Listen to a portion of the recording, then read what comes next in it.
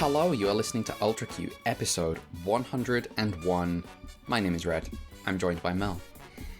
What if we took 3 of our favorite episodes and put it in a blender and made it stupid?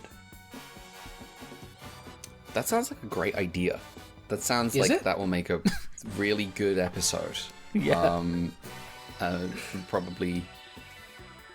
I don't know which episode you mean. Which episode of the 3 do you mean? The first one. The first We'll talk one. about it. The first one. Oh, yeah. Also joined by Brad. Me multiple times during this session of episodes. Hey, what the fuck are you doing here? And why are they handling you like this? Like 3 times. Yeah. Weird. Anyway. You know what else you also have questions about? Uh-huh.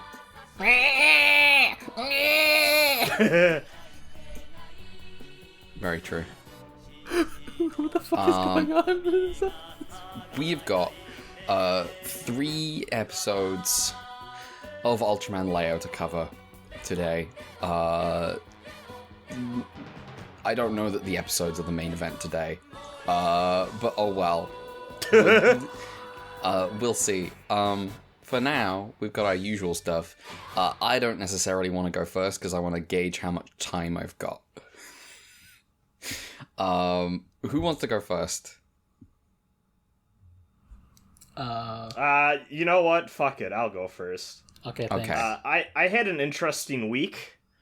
You know what? I'm gonna go in chronological order. Because it kind of... Oh, the best way to watch Gundam. Yeah, we start with the origin. Yeah, start with the origin. Well, no, you start with scene 1 of Gundam Unicorn. Yeah. There you go. Then you loop back around.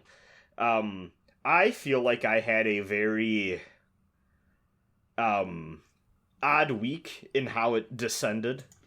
So, not right after, but a few hours after we ended recording last episode, a new show premiered. Well, not really a new show. A new season of an old show premiered. Nathan Fielder's The Rehearsal Season 2 is now airing week to week. Every Sunday night for me.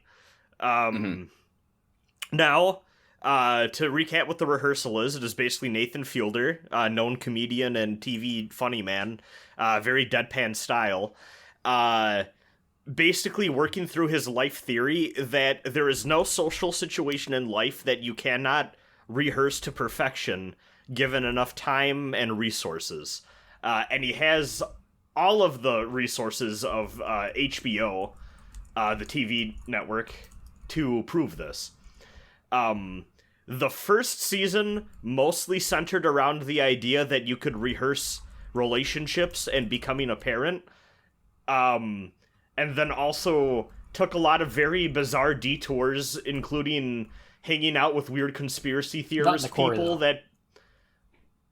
sorry, what you cut out, what? Not in the quarry, though. No. Into the backwoods of random places where you meet people who believe that Bigfoot, or Big Feet, because they're more than one, are interdimensional liaisons that are here to contact us for some higher purpose. And also a guy who's really deep into numerology, who won't shut the fuck up about his Toyota Scion. So season 2 starts with a really big and strong hook that I'm curious to see as it goes on how much current events will play into it, because Nathan's pitch is that he's been looking at flight logs of the last words spoken on plane recordings right before planes crash. And he's realized that maybe one of aviation's biggest security risks isn't anything to do with the manufacturing of the plane.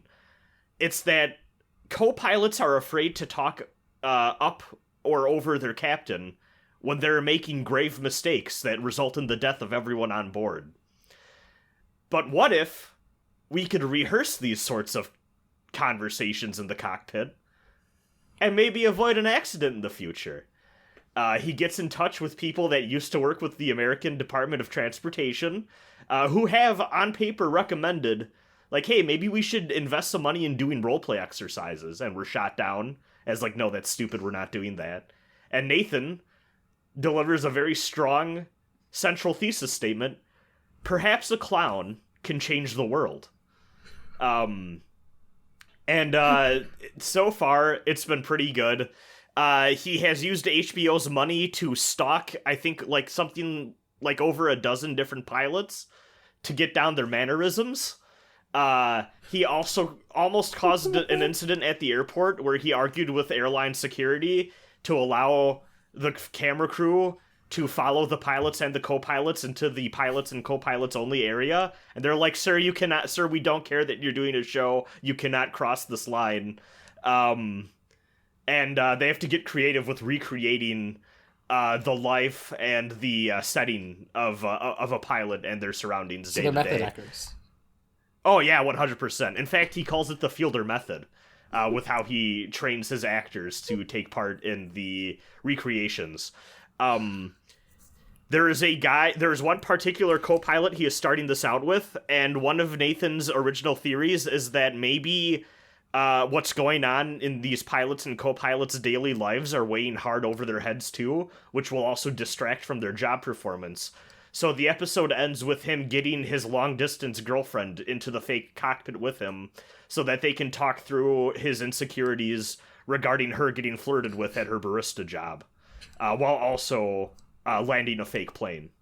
It's very good. Oh my god. I think I would die watching this. It's incredible. I love it so much. Would you say it's taking Fielder to new heights? That you thought not possible? Yeah, I would say so. I think The Curse did that in a way that is hard to top. In some sense, literally. Yeah, everyone should watch The Curse. I think that's like a genuine TV event that you should go into, not knowing anything, just so you can watch that final episode, which is low-key one of the greatest things I've ever seen in my life. Just for how bold it is. I continue to be of the opinion that Nathan Fielder is perhaps the funniest comedian working today. I love him to death. I'm very sorry to him that between you saying the name Nathan Fielder, I do sometimes forget his last name and start filling it in with Fillion. That is unfortunate. That is a tragedy. Yeah. I'm in my World War I era. This is a new development. I saw this. Yeah. And I can't really explain why. But I think I just kind of had this realization, like, for all of the World War II stuff we get exposed to, just like as people living in a culture, I feel like World War I just doesn't have a lot of art or, like, that big of a presence by comparison for, like, I feel like reasons that are fairly obvious. Like, I think that there are a lot of cultural reasons why World War II is just easier to make stuff about. I would also put forward that is not true here. That makes a lot of sense. I could see why. Watching the Peter Jackson BBC documentary, They Shall Not Grow Old. Mm-hmm, yeah. Have you seen this? No, I have not. Okay. But I've seen things like this. Yeah. Well, so the big thing is that apparently the BBC was a huge avid player in the, like, centennial, like, remembrance, like, stuff going on surrounding World War I when that happened a few years back. Like, there's a lot of BBC programming stuff about World War I, about, you know, Britain's involvement with World War I. And I'm gonna be honest, I kind of vaguely remember seeing some stuff about that, but it was not a big thing over here in terms of, like, people really talking about it. And this documentary was interesting. I guess its big claim to fame is that, so it was made like 2018, 2019-ish, around there. The big claim to fame for this documentary is that it takes a bunch of old World War I footage and restores it in, like, greater fidelity, greater coloration. They dub over voice clips where it's easy to read what, like, if in the cases where they could read the lips of what the person in the clip was saying, they, like, dub over it to give you that sense of, like, place and time. You can tell whatever they're using to restore some of this footage sometimes, if you look really closely, like, sometimes a hand will, like, interpolate weird, like, it... Oh, yeah. Like, you know when you're looking at the fucking shitheads on YouTube who do the 60 FPS anime OP, like... When I'm watching the Blu-ray of season 1 of Haruhi, and everyone in the background is a weird smudge. Yes. Yeah. So it's that, but what's even worse to me is the weird stuff being done to create in between things that did not exist using whatever algorithm shit they're making to do it motion in between. Where like there is one shot that like I distinctly remember where if you're paying attention to one dude reloading his gun on the firing range, his hand just becomes like a flesh blob. It's one of those things where I'm sure if you're sitting down in the living room and just kind of watching it as it's like a thing on TV and you're not really paying that big attention to it, like it does its job perfectly fine, but also as someone who has seen what this technology is now kind of being used for as it's kind of spread out to any shithead with a powerful enough PC, I am a little bit like, oh, it was always there from the beginning, all these crimes. But aside from that, they do a really interesting thing where this documentary does not have a narrator. It is literally just a montage of imagery from the time, including like propaganda posters, newspaper clippings, and they intersperse it really creatively with the actual remastered footage. And there's no narration. All it is they got, I think it was 160 veterans, compiled interview clips from all of them, both like newer and older. And they just used the war as they, regarded it and how they conveyed it in their own words, to tell the overall story of the before, during, and after of World War I. And it's a really cool effect. And I looked up an interview afterwards with Jackson where he was like, there is some stuff in here that they say that is just objectively wrong and not true. But that was their lived subjective experience, so we put it in anyways. Which I think is an interesting approach, And it's... British people are so fucking funny. is one of the things I took away from this. I did see the thing you posted on Blue Sky, and I was like, yeah. Hold on, let me grab it. The Germans put up a sign, "Gott mit uns." In German, this means God is with us.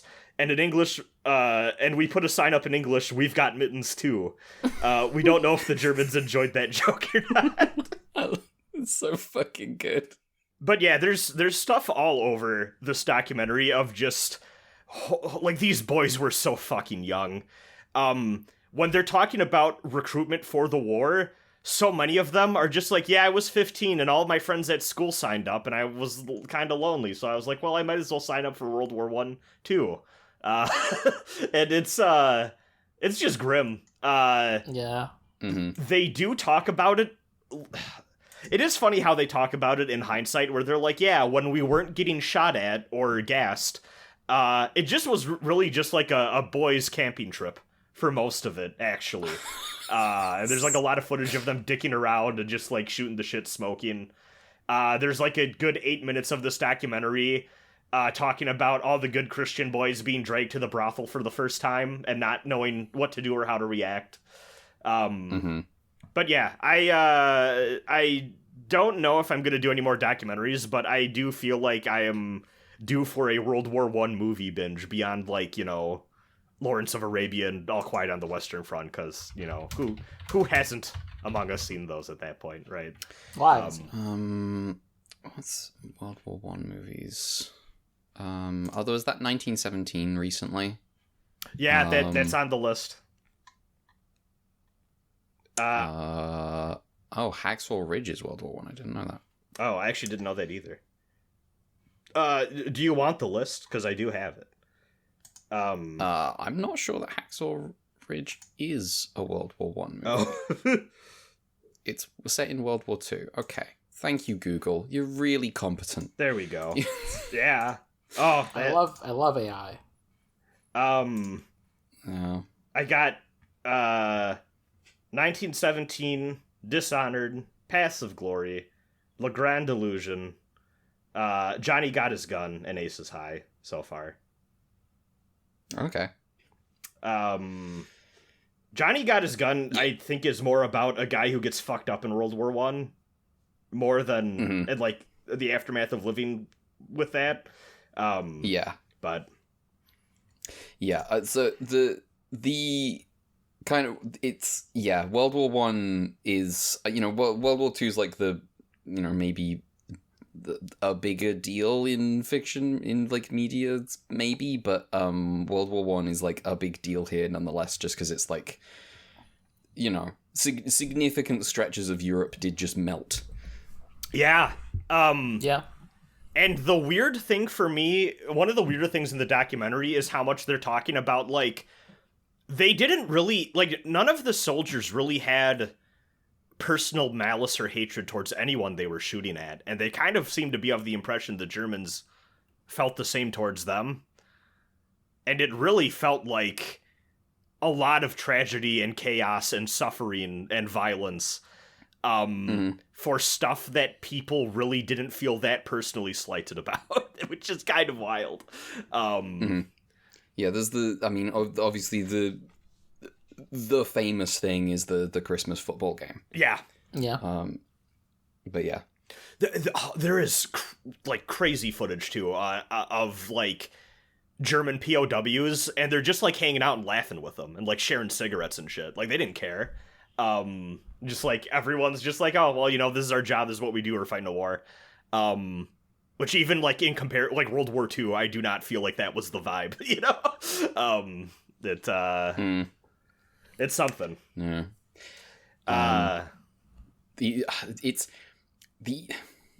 The Eastern Front World War One is a mess because Russia is like just dying. It's just not doing great. That is like an empire on its last legs. Which is funny because the 1800s, like they're all writing about how like Russia is potential, man. Yes. We got the Crimean War, and and then Japan comes in and is like, hello. What are you saying? Like, one last attempt, we'll fight Germany. Oh no, we won't. We'll lose over and over again.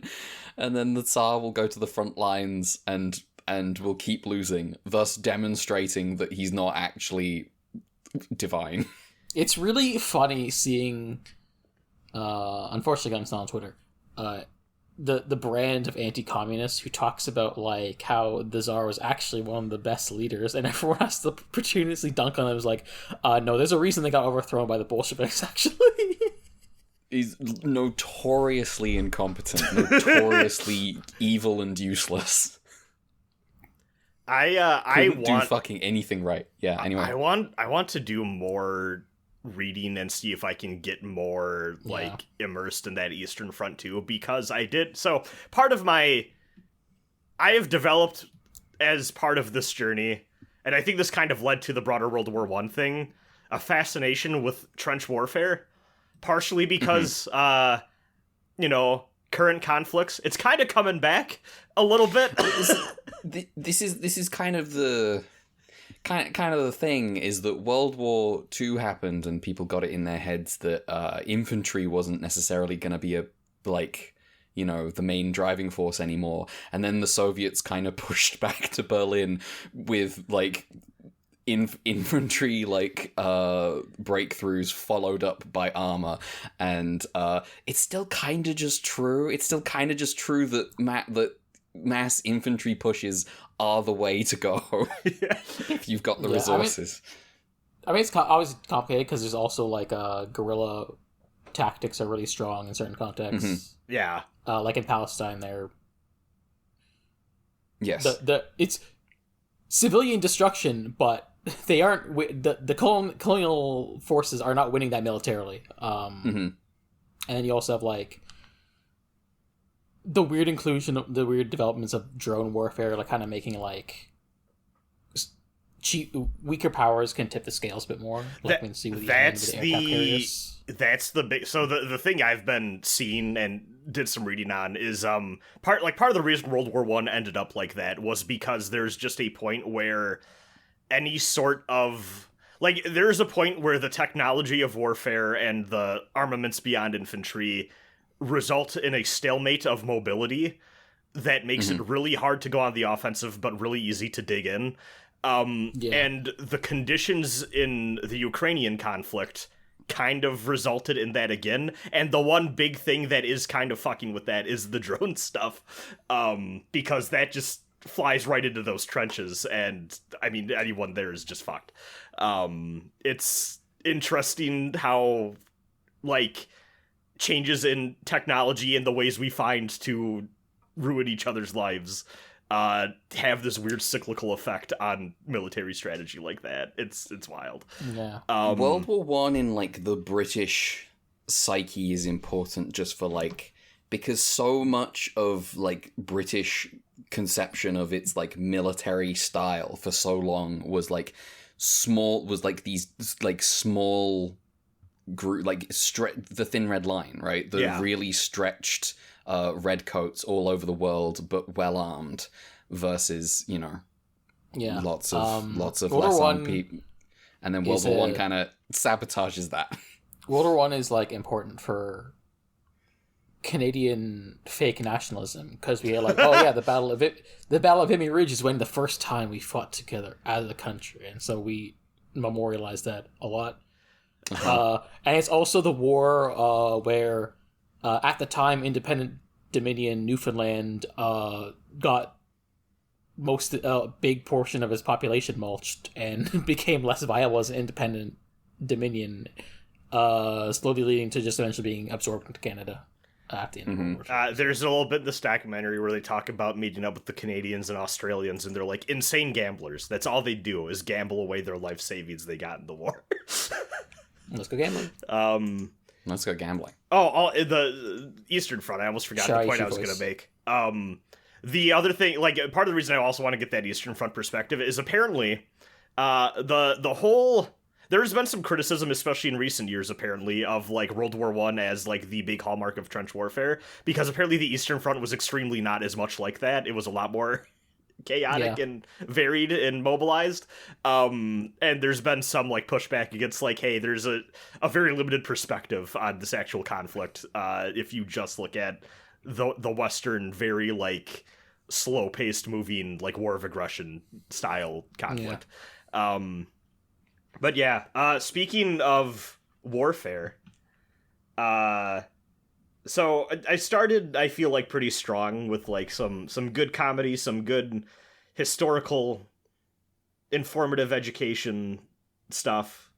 I learned a lot about the world and myself. And then as the week went on, I degenerated. I'm like a third of the way through Nikke's main story right now.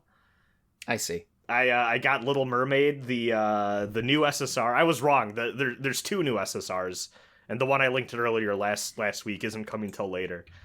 There's two new SSRs. Me when it's the end of World War II, and it's the Soviet Union. Anyway, there's actually four, but you know. And I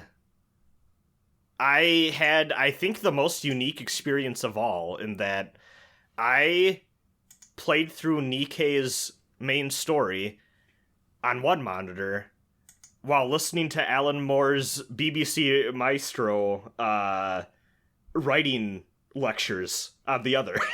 Okay. I would just like to point out before we move on that Little Mermaid is Ultra 7 coded. Oh, really? She has bubble attacks. Oh, okay. Yeah, she does. So there are side story events that happen every time they do, like, banner stuff, I think, that, like, tie in with who you pull for. This seems to be involving characters that I'm familiar with, but I'm not, like, the side stories happen in the current, like, timeline of the story, even if you're not caught up to it, so you're kind of spoiling yourself playing it. I guess some of the girls got eaten by a big giant monster in the water, and Little Mermaid is also in there, and she doesn't have any friends and is lonely, so she makes bubble buddies, like in SpongeBob, to feel less lonely.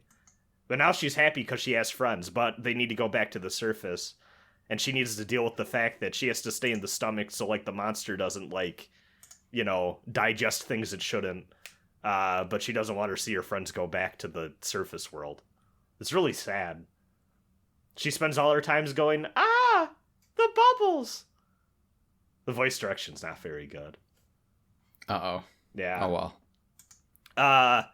There's also a side story that me and my friend played through exclusively because we told our one friend that Nikke's music was really good, and then he got really mad because he listened to a few, and now all of his YouTube recommendations are just fucking ruined. But he kept getting this one video that's like, The Dirty Backyard, Nikke's darkest story event. And he's like, shut the fuck up. No, it's not. Leave me alone. So he decided to play through The Dirty Backyard. It wasn't that dark. It is about drug addiction, though. And the name Dirty Backyard is really funny. Yeah, I was gonna say. That's all right. Settle down. Every time we talk about something dark now in that friend group, we are saying, like, well, it's no Dirty Backyard. I see. Yeah. I did also play through the big prequel event they did for the second anniversary called Red Ash, which is about the really cool hero squad that your old boss was the commander of. I thought this was the KG Inafune Kickstarter game. I was thinking that the whole time I was playing through it too. I'm not gonna lie. I was like, finally, someone made Red Ash. Yeah, and then I should have talked to him about that when I was in Osaka that one time. True. And that was pretty good. It's always cool when you have like, so like early on, you remember that girl with the big gun called Snow White I showed y'all last week? Yes. So when you encounter her in the main story, she's like a gruff wanderer who's like, I can't go back to base because I got too much stuff to do, but now I'm just a wandering warrior vagrant that helps people if they get stuck out on the surface with my big fuck off cannons. And it's kind of like that cool loner type. And then you get the prequel event where she's the twerp everyone calls kid and bullies, and is the least cool one of the squad. It's really good. And then they have to take down an evil, corrupted robot lady named Cinderella. But like the main character, Red Hood, is like dying because she's been hit by one of the corruption tentacles. But she doesn't know how to say goodbye. Is Nikke kind of? It's on that fairy tale thing.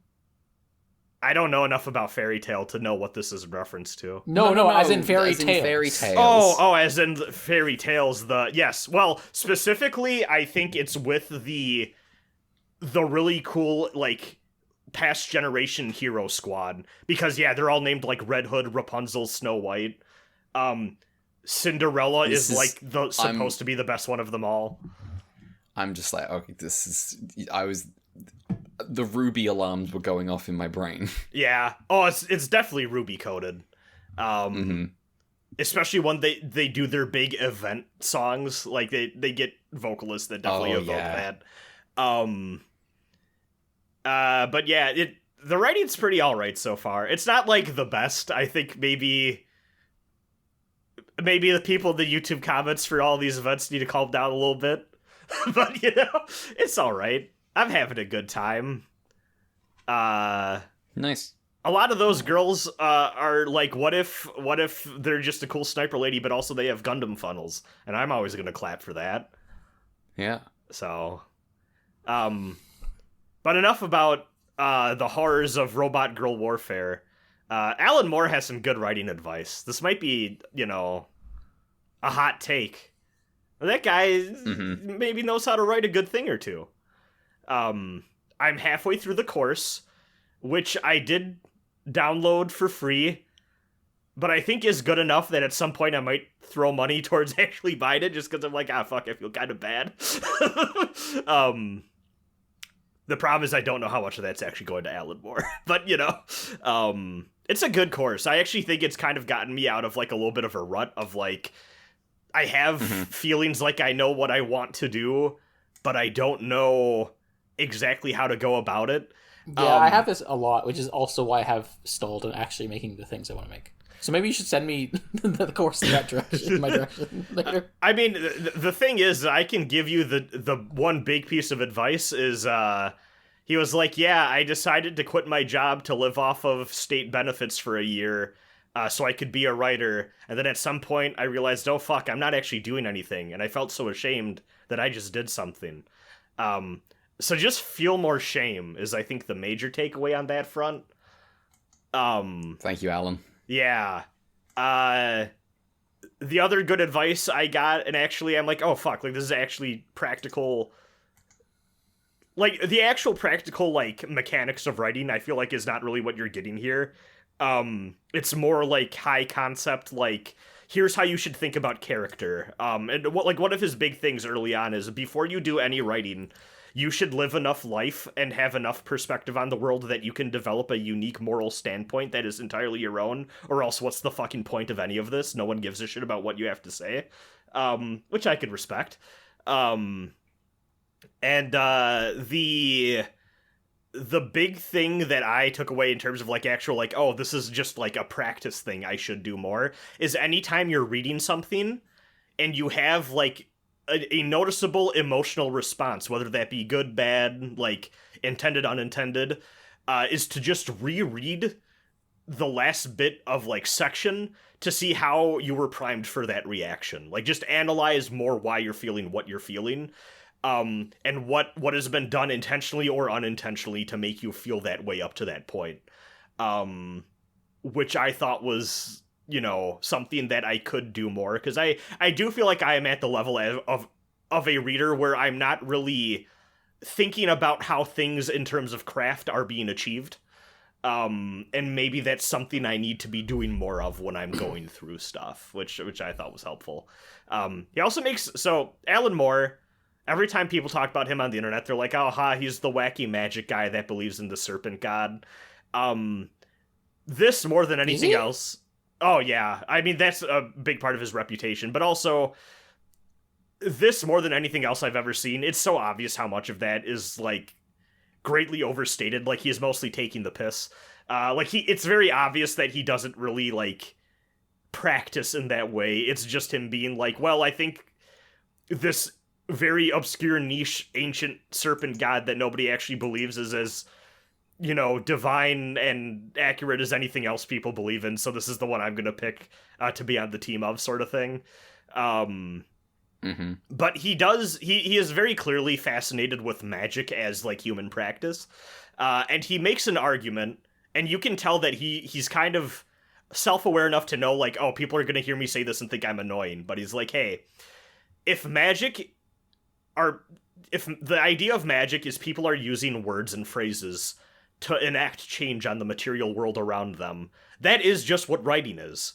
And he goes on this whole tirade about how writing can change people's lives and can change broader societies. And he ends it with the funniest message of them all, is whatever you do after you finish this lesson, don't fucking write Mein Kampf.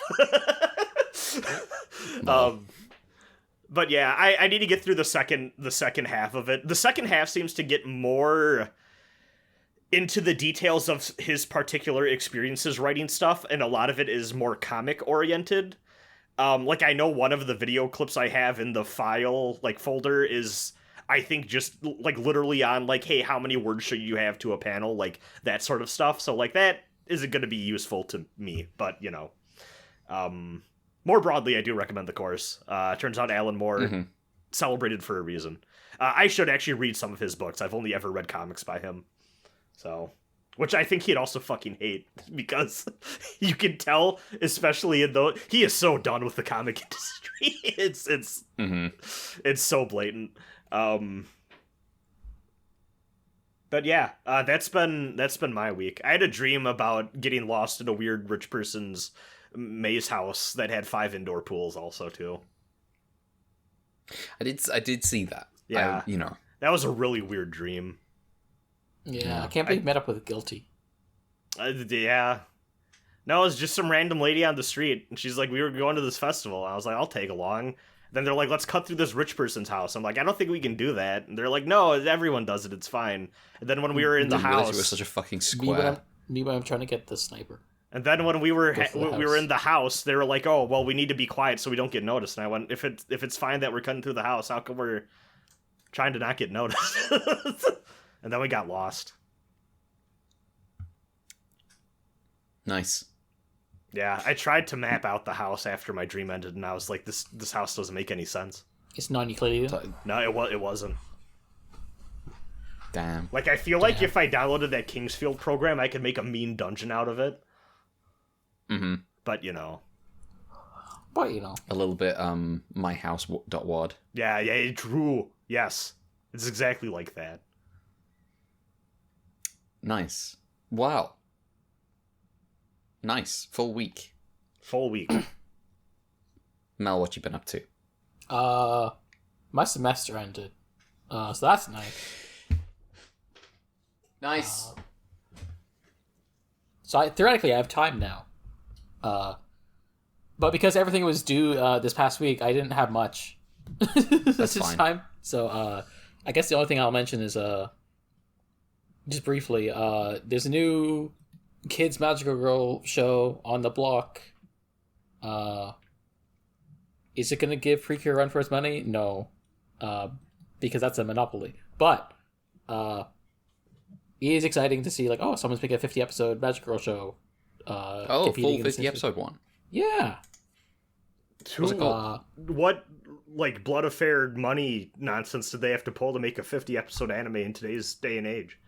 Well, I guess it's Takara Tommy, so they can do that sometimes. But anyway, it's called Princession Orchestra, which is a contraction of Princess Session Orchestra. I see. I'm looking up Princession Orchestra. And it's, you get, like I said, Takara Tommy, so, you know, it's being set up as, I guess, like a sister franchise crossover. Not crossover, but they'll have crossover episodes with Pretty Serious. That means iPre, which is its current second season right now, which I've not caught up on. I'm behind on that one. They'll have they'll be paired up together sometimes in the way that Precure Sentai, etc. with Toei. It looks like this is Silverlink's first ever 50 episode show. It might be. I didn't know. That's what it looks like. I didn't know Silverlink's pedigree until I looked it up, and I was like, oh, there's a bunch of shows I've seen that I think are kind of mid. But you know, that's Silverlink. Silverlink are one of those mid-range studios that keep anime afloat. Yeah. Just in the background.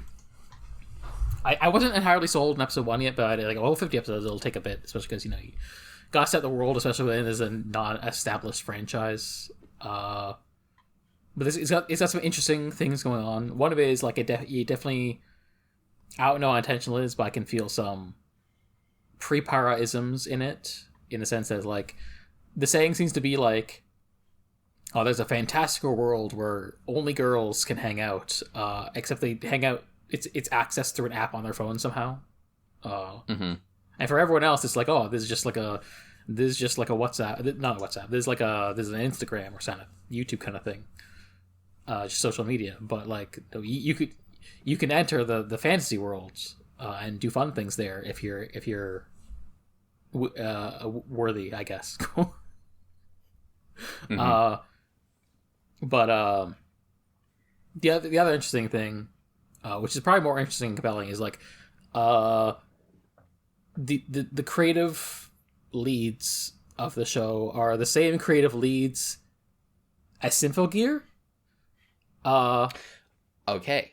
And it's there because this is a show where they transform into magic girls and sing, and while they're singing, they're fighting while singing. I see. And it's pretty cool. I guess I can just put this clip that I have here. But okay. Actually, this might be I just realized that if it's a long enough video, it'd just be a file on Discord, so I'm just gonna put a fucking Twitter link instead. But yeah, it's just like, I'm like, this is a interesting setting that I'm not sure how I'll feel about. But after I watched episode 2 and 3 before we started recording. I was like, okay, it's selling me more on it. The action seems good. We'll see how I feel about the girls. They seem nice, at least. The villains definitely seem Precure villain coded, where it's just like, oh yeah, you gotta get a couple of bozos who are in a dark field talk about like, well, we're gonna go. It's my turn to go do the mischief today. Summon the bad guys. Oh my god, they got a bassist bad guy. Yeah, that's crazy. You can just say bassist. You don't have to add the bad guy to the Wow.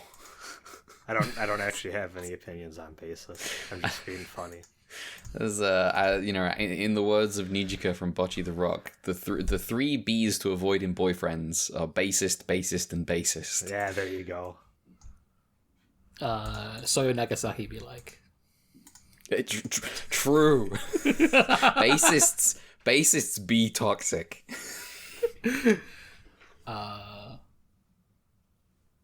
Umari, a different kind of toxic, it turns out. But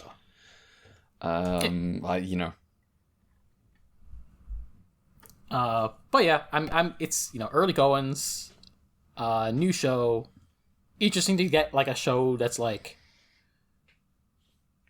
well, it's like how many 50-episode Magical Girl shows are there? There's just Precure, and so having a new one of these in the year 2025, when like basically I guess the past decade it's only been Precure, and like there's been other 50-episode kids anime for girls, but like it's more been in the idol space. Like Aikatsu is exclusively idol, and like even Pretty Series is like it's got magical elements, like there's like transformations and magic to it, but it's like they're not fighting, it's like a idol show. So so this I'm rooting for it. I want it to do good because I know I like Precure obviously, but also like it's not good that Precure's the only one. It would be nice if the field was wider. Yeah. Is there like a reason the genre ended up like that? I think so many of the Magical Girl formula, the formula that kind of stuck, right? The Sailor Moon type formula, is kind of Toku adjacent in that it's reliant on like spending a lot of time with characters. Yeah.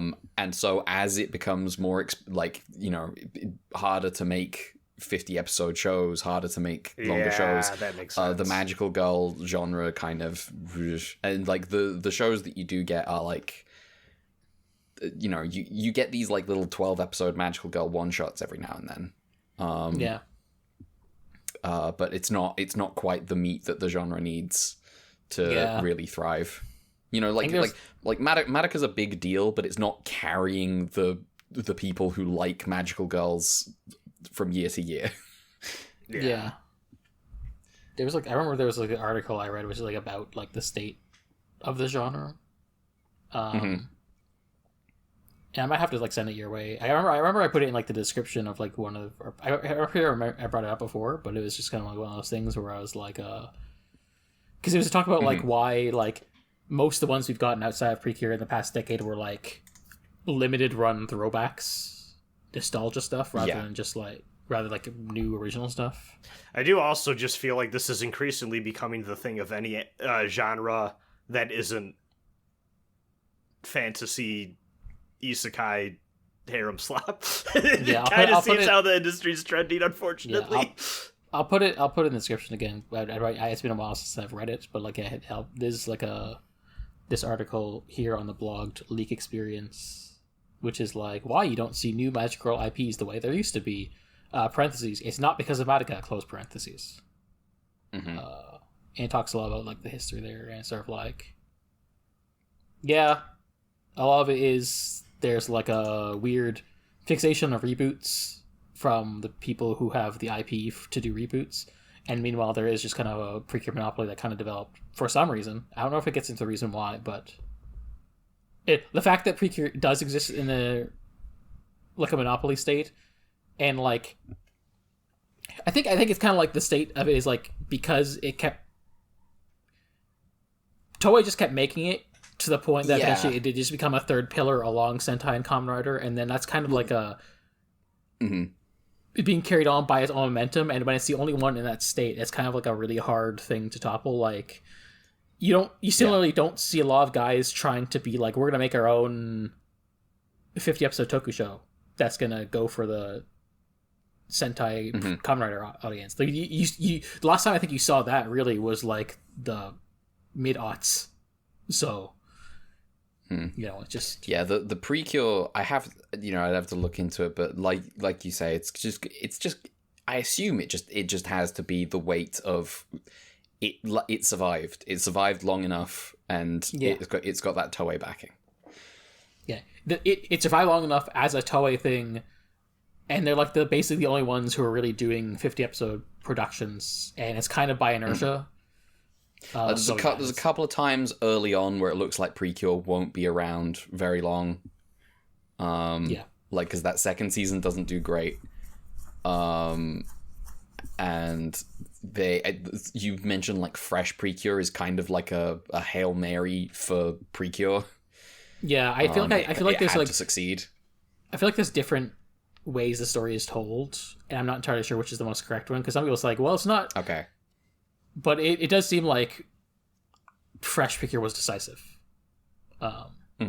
Especially because it kind of sets a lot of trends. That kind of supports that narrative in my mind. Is like, it's if it's the thing that kept the franchise afloat, that makes sense why everything is kind of a bit Fresh Precure.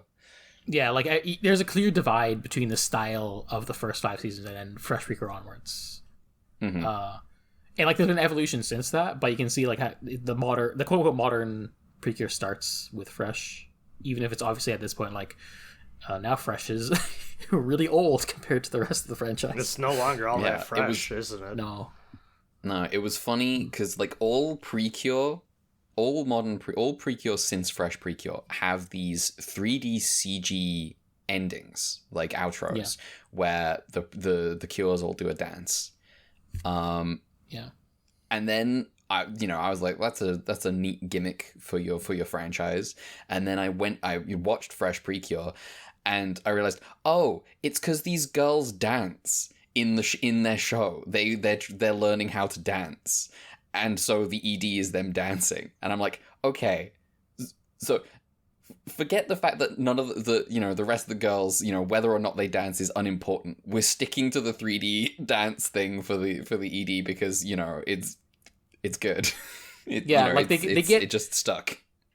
They get really good with the CG in the endings. Like I think like I remember reading it's like crazy somewhere that good like CG. It's like even already in Fresh Precure and Heartcatch, it's crazy good CG for 2009 and 2010. Yeah, like I think it's like Precure regularly shows up in like CG graphics magazines just because they're like on that good shit in the ED specifically. It's kind of wild. The CG is really impressive in Precure EDs. And I just have to assume that like some of it's just like they're flexing. Yeah. Wow. Princession Orchestra, did you have anything more to say? No, I'd say if you like Precure and you're like, well, I want to see a competitor try something. Also, if you like Symphogear and are down to try a kids show, go check it out. Only 3 episodes so far. I think maybe the 4th aired yesterday. But we'll see how it goes. It's gonna be interesting, and I don't know what to expect because new IP, new setting. That I'm like, well, what are they doing with this? But we'll see. All right. Well, speaking of Precure, I was wondering if I was gonna give you a convenient segue. I played Brothers in Arms over the last 3 days. Okay. Which is why I made that joke about when I typoed wall instead of walk earlier, and you asked what I was defending, and from whom. I said Karantan and Panzer Grenadier, because that's what I was doing this morning. I played Brothers in Arms, which is like the first like Gearbox game, really. Like their first original game. I found out. Didn't know that. Brothers in Arms is weird, because it's like, it's maybe the most explicit, like, we're making a video game of a TV show that we don't have a license for, because it's just a band of brothers video game. And it's also weird that it's kind of, because Brothers in Arms didn't keep going forever, it's kind of escaped, I think, loads of people railing against the idea of video games trying to be like movies and TV. People go to Uncharted for that. But I'm gonna be honest, I just don't think that they ever had enough acclaim to even be in the conversation. Well, here's the thing. Unlike the Uncharteds of the world, Brothers in Arms is like a real video game, like nuts and bolts, just like it's a shooter, and it's kind of cool. Like, you know, I don't have any time for its faux band of brothers shtick. I don't really care that much. We're doing cultural exchange here. You learn about British soldiers in World War One. I'm playing American airborne in Normandy, like on D-Day. And I don't care about them. But the game's quite good. It's like, so, first of all, the guns have a degree of inaccuracy, like fundamentally. The only gun that you can click heads with is the sniper rifle. Everything else is just like, if you put your sights over the enemy and pull the trigger, maybe you hit them. And this is, I should make sure I'm getting, this is third-person cover shooter ass. No. Oh, is it not? Okay. No. This is a cover shooter, but not in the way we conceive of cover shooters today. This is a first-person shooter. I believe the third game includes a third-person cover element. I think that's the one I rented then, back in the day. In this first game, cover is important, but not in, like, the Gears of War way. Because, you know, like I said, you can't run and gun in this game. What you have instead is you're in command of squads. You're in command of, like soldiers. And this is, so, you know, there's the Roman board game about flanking, Ludus something. No. There's a Roman board game about flanking called Ludus La something. This is like if that was a World War II shooter. This is like a shooter puzzle game. Where you are presented with German defensive positions and then have to use your 2 units and order them around to suppress enemies and then flank them with the other one. And chaining this together into, you know, victory. And it's really good. It's really cool. I'm a very big fan. And like every German like little group has this red circle over their head, and if you shoot at them, that red circle like dials down into grey, and once it's like fully grey, they're suppressed and they will shoot at you less. They will pop. They will generally not pop out of cover. That's fun. And then, you know, you have like a fire team and an assault team, and like the assault team's armed with like submachine guns and grenades, and the fire team's armed with like rifles and like, you know, heavy weapons. And you know, like you're tending to like you try to suppress the enemy with your fire team and then flank them with the assault team. And that just gets more complicated. You get to order around tanks sometimes. And I just think, you know, it's a like a 6-hour shooter with levels in it, and I'm like, hell yeah, this is video games. So yeah, I had a very good time with Brothers in Arms, except for the last level, which was terrible. Tradition in shooters just have a bad last level for some reason. Because you have to make this mad dash to go pick up some tanks on your own, and it's just kind of, it's trial and error to try to figure out what route to take. It was really fucking annoying. But I did it. I beat the game. On there's like a hard difficulty, but then there's the authentic difficulty, which I unlocked, which is like you don't get any like suppression circles. And you don't get any like you can't see like health bars or anything on you, because basically everyone's got like 4 hits in them. You got really low health, there's a good there's a pretty good video game.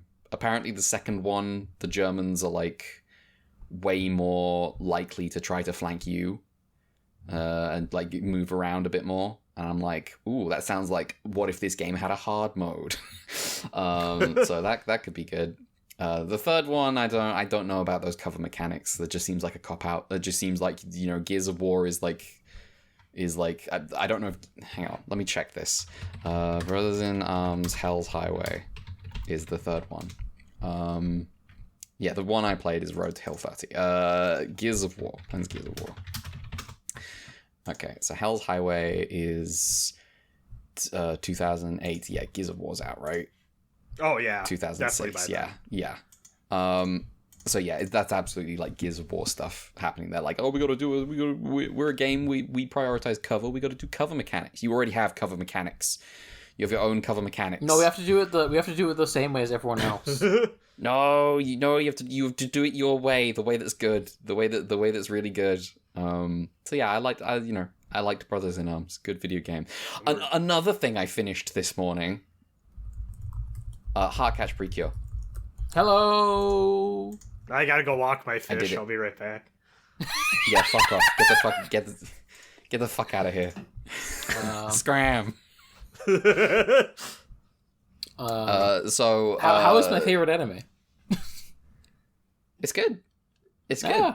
I'm a big fan. I'm a big fan. It's so it's like Heartcatch Precure is like fundamentally good. Yeah. Right? Like everything about it is well put together and well executed. Except for Ryusuke. Maybe not. Yeah, Itsuki's a fucking clout chaser. I was the Erika Kyo Marine gets like this big fight against Kumojaki, and it's fucking cool. Yeah. And I think all the time about the final stretch where they like you two go ahead and they have to Itsuki and Erika pair off against the 2 remaining generals. Yes. While Moonlight and Blossom go on. It's so cool. It's very cool. The thing about Itsuki in when she beats Kobraja is she beats Kobraja on the same, like, riding the wave of the same music drop when Marine beats Kumojaki. And I'm like, well, you're a clout chaser. This is embarrassing. You get your own cool moment. Unfortunately, I just Tsubomi, Erika, and Yuri are goated. Yeah. Ripped it to Itsuki. I'm very sorry. Itsuki, I like it like in a back. Like she's not. I like her, but she's also she's also up against. She's a coughing baby against three coughing hydrogen bombs. It's crazy. It's just not fair. It is not fair whatsoever. In any other anime, I'd be like, oh, we got interesting, and she has these weird feelings about gender and stuff, and oh yeah, we're digging into it. But stacked up against the rest of this anime, I'm like, oh, what do you do? What do I have to deal with you? Yeah, Heartcatch just has this like cool factor that's like it's like a ×2 multiplier on everything it does. Yeah. Like they don't really do Moonlight again. Moonlight is so good. Like yeah. Like oh yeah, the last generation of hero, like quote unquote generation. It was like 2 weeks ago, basically. But the generational aspect of this show is one of the things I'm a very big fan of. I like the feeling that Precure is like a tradition going way back. That this is like this is a fight that has been fought for years and years and years. Yeah, because it's not just Moonlight was last Precure. It's also Tsubomi's grandmother. Yes, and also her fairy is still a friend. And yes, we all Koppe is so cool. I love that the other mascots look at Koppe and be like, "Oh, he's so cool," and Tsubomi and Erika are like, Koppe is cool. He is. It's great.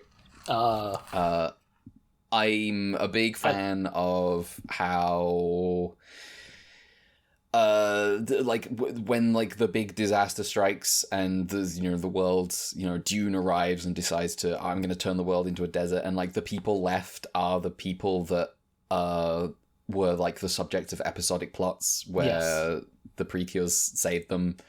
Heartcatch has the victim of the week and how like their personal struggle deals with the monster of the week, and it's cool. It's like a thing that's like not done much in Precure, but it's really sick. This was the thing I mentioned that Heartcatch, when we talked about Wonderful Precure, I was like, this is also true in Heartcatch takes seriously the idea that these are healing beams, right? Because like in like Splash Star and Fresh, it's like, these are healing beams, and it's like, what do you mean by healing? It's like, well, Ultraman says. Well, yeah, they're beams and they beat the enemy, but they're healing. Whereas here there is actually a victim, and like they are trying to restore them, and like it's all about their personal problems in their day-to-day lives. And I thought that was just a really, really good formula for this show. My favorite of the minor characters is, of course, Bankun. Of course. Cure Fire. Who's the best. Who's like, he showed up and was like, everyone was like, oh, he's so scary. And then he's like, oh, I like drawing shoujo manga about magical girls in my free time. And I'm like, thank you, Heartcatch Precure. I will forgive you for the tomboy debacle over Itsuki. Yeah. It was really good. I think I do feel like it is a bit of a shame like no one finds out, like it's still kept a secret. I was kind of expecting them to reveal to all of the people that they'd saved before they ran off that they were thinking, because fresh Precure, like Momoka, who is like both Erika's older sister and also Yuri's best friend, does not know. No. Important question. How do you feel about like the Shadow Self fight arc? Or the Shadow Selves? Oh, when they're fighting themselves when they have to get their big power up. I thought that was good. I was watching it and they were kind of speeding through Erika and Itsuki and Yuri's thing, and I was like, this is kind of perfunctory. And then they all came out and they're like, Tsubomi's still in there. And I was like, oh, I haven't seen Tsubomi's yet. And in there, Tsubomi's shadow self is like, are you gonna like forget about me? Like the version of you that's really introverted and shy?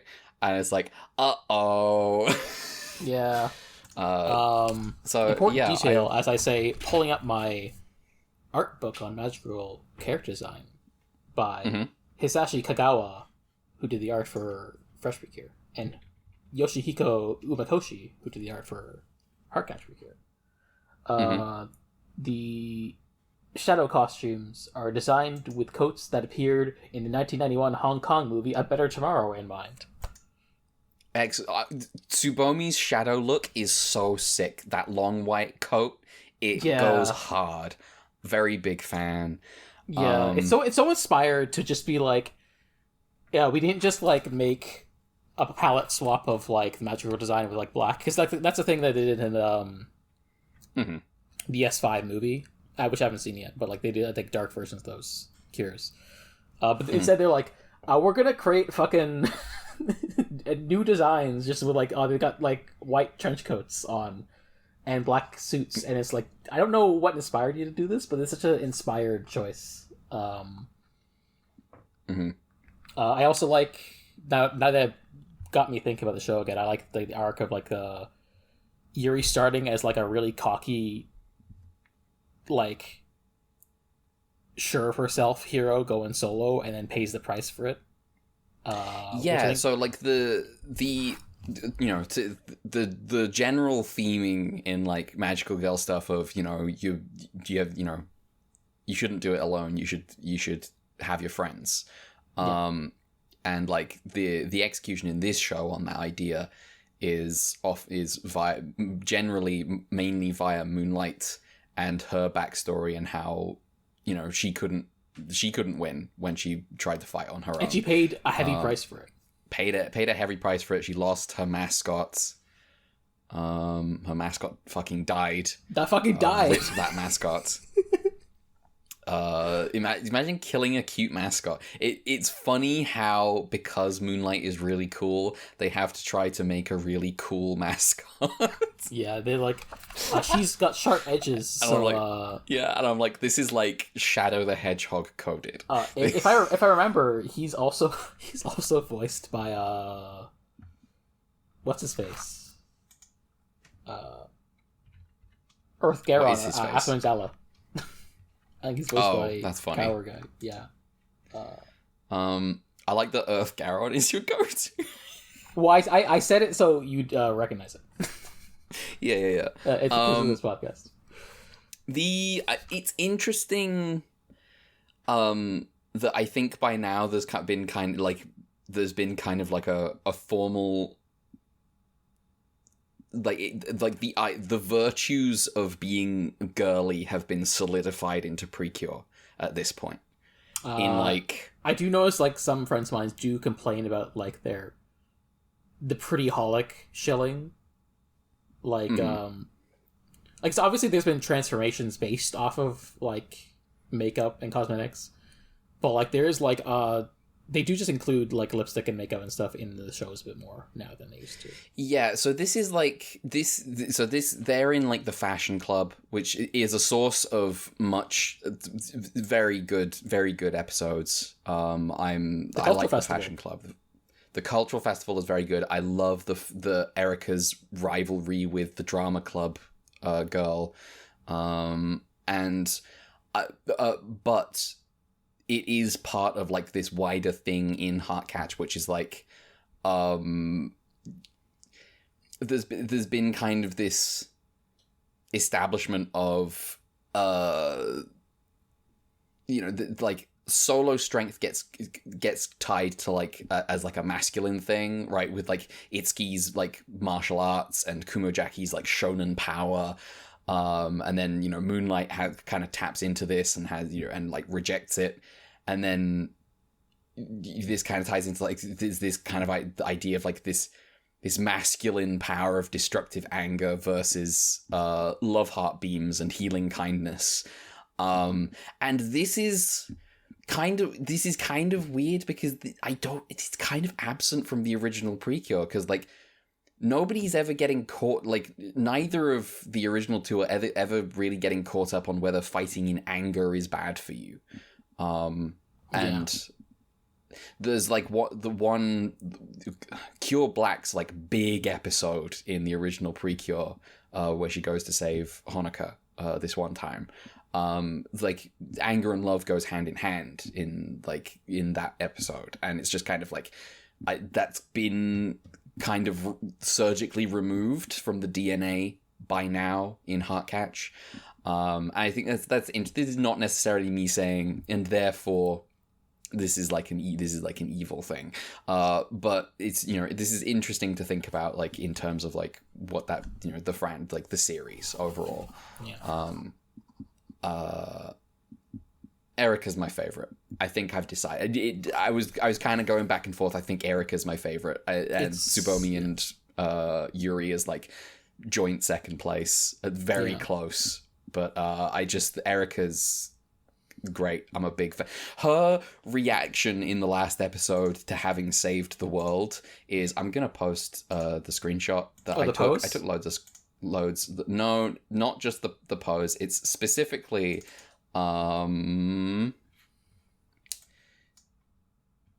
where's this screenshot? I know it's here. Yes, here it is.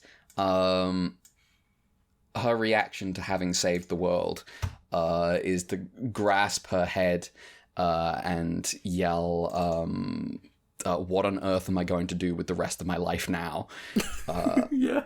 Which I was a very big fan of. She's always good. Yeah. She's like my favorite cube. She's animated. She's like got a cubic head. It's ridiculous. I do feel like there's like the temperaments of these leads is like goes against color type, if that makes sense. And they don't really do that again. That does make sense. Because like we don't really get like an introverted, soft-spoken Pink again, really. Pink. They're usually the Genki girls. Mm-hmm. And meanwhile, like Erica is kind of like, maybe we'll get like some energetic blues, but like Erica's kind of like the one who stands out as like having the energy of a Pink while being a blue. Please ignore Sora from Hiragaru Sky. That's different. She's blue, but she's also the Pink. That's different. That's just a fundamentally different relationship. Don't even worry about that one. Yeah. Yeah. How do you feel about... I think there's... I'll go for it. Dark Precure. I'm a big fan of Dark Precure. I like the destined struggle between her and Moonlight. I like that they're, both cannot exist. One of them has to fall. I think it's good. I think it's an interesting choice that like they did end it like that. And also the other thing relating to like that one general and relationship to Moonlight, which I won't miss as well. I think it's I think it's good. I think it could have used like a little more space at the end, maybe. It does feel like it just kind of like happens and then goes away. It happens despite how like, damn, that's kind of like you're giving Yuri a raw deal here, and she doesn't really get a chance to like sit with it. And it's kind of like, this is more bleak for a resolution for her than I would have expected from the show, honestly. Yeah, I think that's true. I know that's like a complaint. A friend of mine who's like not as high on Heartcatch and is more of a Futariwa fan. This is one of their connections. Like, damn, I don't know why they did her dirty. Like, why they had to do that to Yuri. But it's just like an interesting thing they do in the show. She's stoic. That's kind of her thing. But it's a little. She's stoic, but that's because she's bleeding on the inside. True. Yeah, I just think this is a very good Precure. Yeah, I need to rewatch it. It's been like a decade for me. I'm like, oh, damn, this is my favorite anime. I should watch it again. It's been so long. Mm-hmm. It's just like, that's 50 episodes I could also spend on a show I haven't seen. That's the only. Yeah, it's kind of how it goes. Yeah. Anyway, I don't really have loads to say about it. I think it's a good show. I think it's... You say that as if you haven't spent like 50 minutes on already. 15 minutes is nothing. 15 minutes. We talked for 50 about Wonderful. That's true. That's true. Anyway, I think that's about me. Yeah. Hope you enjoy Sweet. I won't necessarily get to it right away. I know. I'm not expecting you to get to it right away, obviously. But I'm just like, I think the show's good. Obviously, I like Heartcatch more, but I think at least closer to when that show aired, it was a bit more aligned because it had the unenviable position of being the show that came after Heartcatch. Mm-hmm. And also I think 2 months into the show's airing, earthquake, tsunami, nuclear reactor stuff happens. Oh, damn. Right. 2011. And I don't know how that changed the show production wise, but I think that the show came out good in the end. I think it's a strong season. I have a lot of affection for it and love for it. So I hope you. I am still. I think I am still ultimately like a fresh shooter. Like I'm ranking these two kind of on a level, and I'm like, Heartcatch has the advantage of just looking like that. Yeah. And it's a shame that Fresh has to look like that. But I think that's I'll have to sit with Heartcatch for a while. I finished it literally this morning. Yeah, I think Fresh is my one at the minute. I will say, Heartcatch doesn't have Ys, and that's a pretty strong. No, that's a strong one. Yeah. Well, I think the one I'm looking forward to eventually getting to is Doki Pre, because Doki Doki. I see. That one's... I do have a. I'll go for it. Just because a fucking wild season, it's crazy. I do have something that I now have to think about, which is I need a new Sunday show. Okay. I think I'll probably go for a short one first, like a 12-episode one first, before I switch over. Maybe I'll watch Bunny Girl Senpai. That seems actually maybe you rewatch that because I can watch the movies. But I still have my Monogatari to rewatch, right? So I need to go actually do that first. That's more important. You heard it here first. Monogatari is important. Bunny Girl Senpai is not. I mean, they are in the same conversation, the way people talk about those shows. Yeah. Anyway, I think it's time to talk about Ultraman. Do we have to? Yeah, let's go. Unfortunately, we have to talk about these episodes of Ultraman. The male gaze. I got through stage 12 of Nikke while y'all were doing that, by the way. Nice. What? Okay. Yeah. More Nikke's got corrupted by evil tentacles. It's a shame. I hate when that happens. That's how they get corrupted? Yeah, they get poked by these evil robot tentacles, and it makes them go insane, like in Mega Man X. But if you freeze them within 3 hours, you can save them. If you freeze them within 3 hours? They have to get shot by a special suppression bullet within 3 hours of being infected, and then dragged to a cryogenic chamber, and then they can memory wipe them when they're frozen, so that they don't get evilified. This game might have the juice. I don't know. I'm just. It's just. There's a vibe. There's a vibe here of it might be good. I don't know. Anyway. We have got 3 more episodes of Ultraman Leo here today. The first of which is episode 28, Folkslop series, Return of the Captain Mustache. From I gotta say, yeah. I can't fucking believe we're not done with the Folkslop series. Let me tell you. We're still not. There'll be more next week. How? You didn't see my post about me discovering how many episodes there were? No, but we're inching up. This is over. This is gonna be almost 10% or over 10% of the show.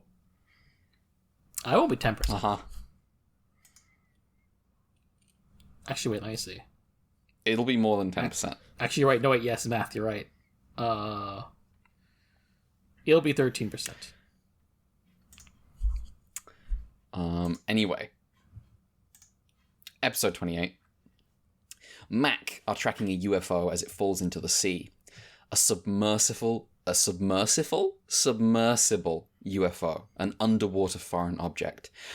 Meanwhile, a fishing captain with a pipe and a beard and a mustache, who we will now simply refer to as the captain, meets Toru and Kaoru and, has a conversation with them, and then stops a bunch of fishermen from killing this random green alien kid.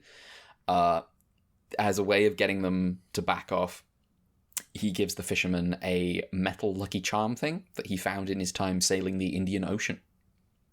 He then hides the alien kid and encourages him to return to the sea, where he'll be safe.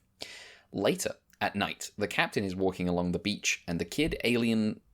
these are alien paradise. So this is a kid alien paradise. offers to take the captain aboard their ship.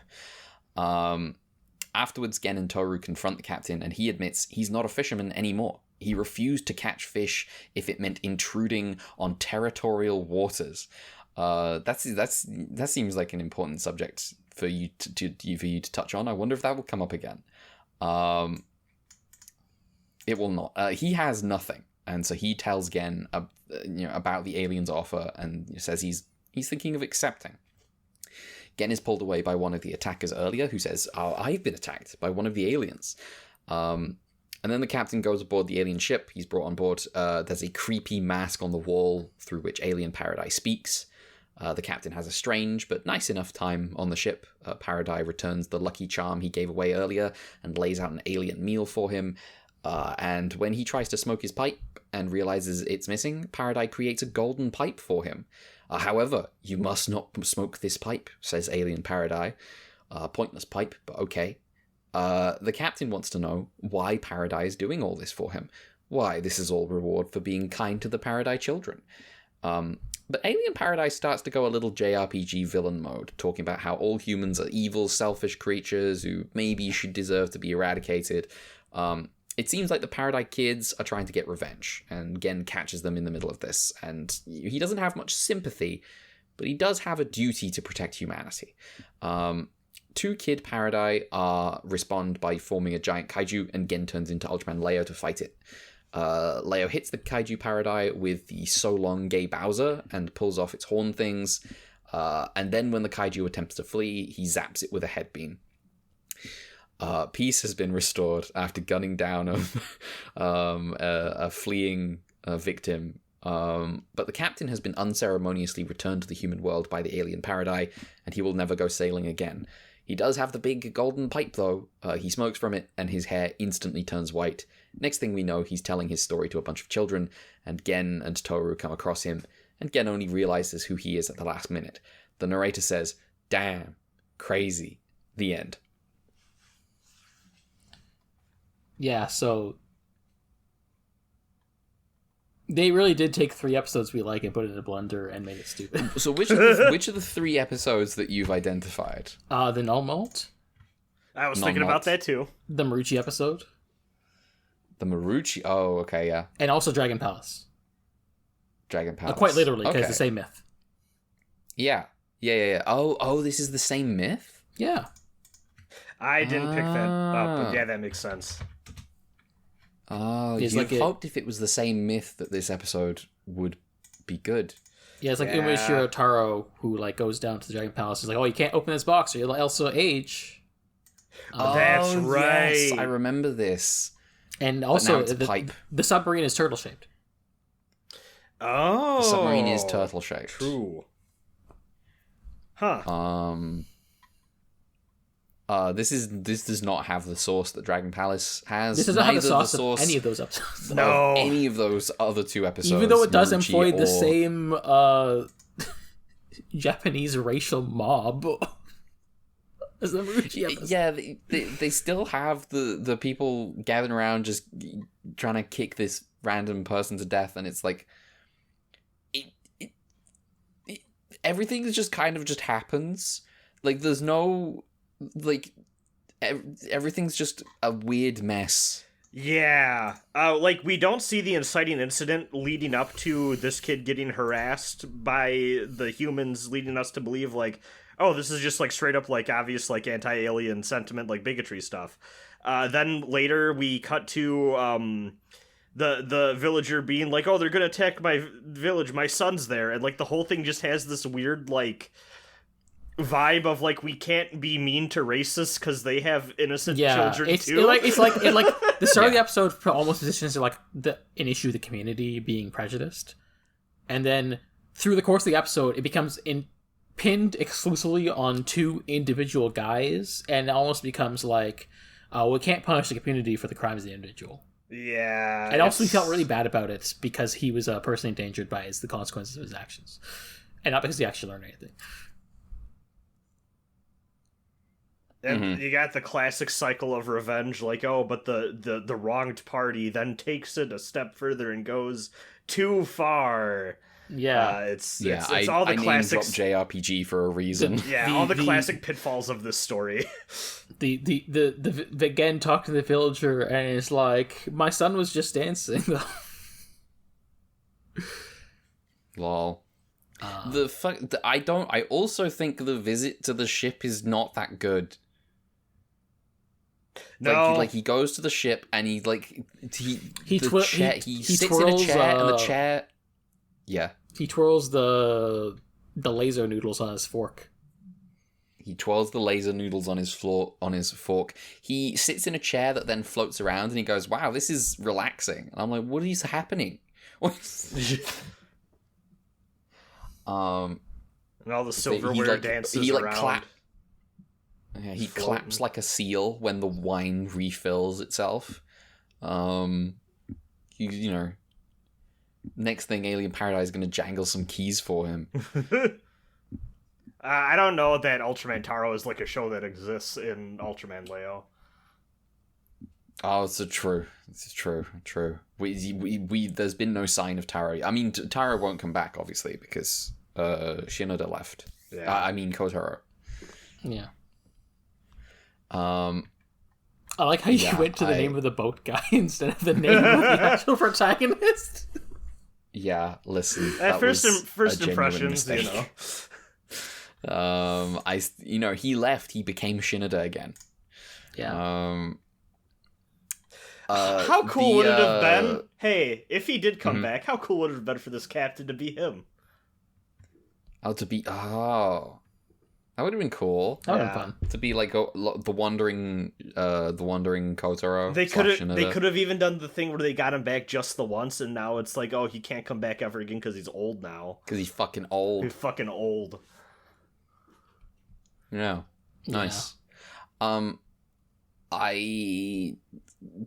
I think it's fucked up that Gen shoots this kaiju as it's fleeing. Yep. Yeah. We killed those filthy aliens for daring to get revenge on their hate crime. This episode's sympathies are so strange because it makes whenever the killers, the original attackers, are like, oh no, we're being attacked. It has a character, who is like it judges as moral. Pipe in with a, you kind of deserve it. But also the episode comes to the conclusion of, nah. Even if they do, we should probably put a stop to aliens attacking humans anyway. I don't know. I think it's stupid. Yeah, this is not a good one. It feels like they had this because someone was like, "Hey, it's been a while since we've done the big questioning of alien-human relations, and isn't it messed up how the harm we do to the other?" But they just didn't have it in them to make a good everyone one. else on staff responded. I'm slapping this in the same category as Doggolf. Lol. Yeah. Man, it's a little Doggolf. How funny is it going to be that Doggolf becomes maybe the thing we remember most from Arc? Well, Arc has two of these now. It has two defining kaiju. It has the Doggolfs we've got the Doggolfs, who are the rubbish excuses for how this time the kaiju's nice. And a pregnancy bomb. And then we've got the tiger that has to explode in the middle of the city. Yes. Two foundational shorthands. Yeah, absolutely. For a podcast. For broader kaiju ideas. Are you Hunger or are you Doggolf? There's a third for me, but I have a feeling that it'll be unmatched for shows to come. What's the third? You know who it is. Oh, UP. Yeah. It's UP. A little fuck. That motherfucker. Who made this episode? This episode was made by 28 Masataka Yamamoto and Bunzo Wakatsuki as the director and writer, respectively. Shit episode, mate. Mal. Yeah, Special Effects Director is Nobuo Ujima. I couldn't find any production info on these aliens. Okay. Well, that would be because they threw a green wig on some kids. Yeah, but I'm more confused about why there isn't one for the fusion suit. Yeah, that's true. That is strange. Do you know it's a Starbem? Is it? That's what my sub said. This was Starbem King Paradise. They love to say Starbem. What's Starbem? I don't know. I think I saw Bem is like bug-eyed monster, but I guess it's... I googled Starbem meaning top results post on / Ultraman on Reddit. What the heck is a Starbem? Because we had Starbem Giron in Ultra 7 as well. They like to go back to the Bem terminology. Wait, isn't Discotech putting out like an alien Bem thing? Shit, what am I thinking of? I don't know. There's Bemstar. Yeah, Bemstar. I was gonna bother me and check their website. Yeah, some people are saying it stands for bug-eyed monster. Means that it has big eyes that stick out. But Starbem Geron is a bird. Isn't that? It's a bird. Yeah. It doesn't have bug eyes. Like, what the fuck are they talking about? Like, I can understand, like, oh, this is a classic sci-fi term that Super Eye would be eager to use, but it sure seems like a case of they're just using it because it's cool and sci-fi, but not actually, like, the meaning of the word. Yeah, they made this shit up. Anyway.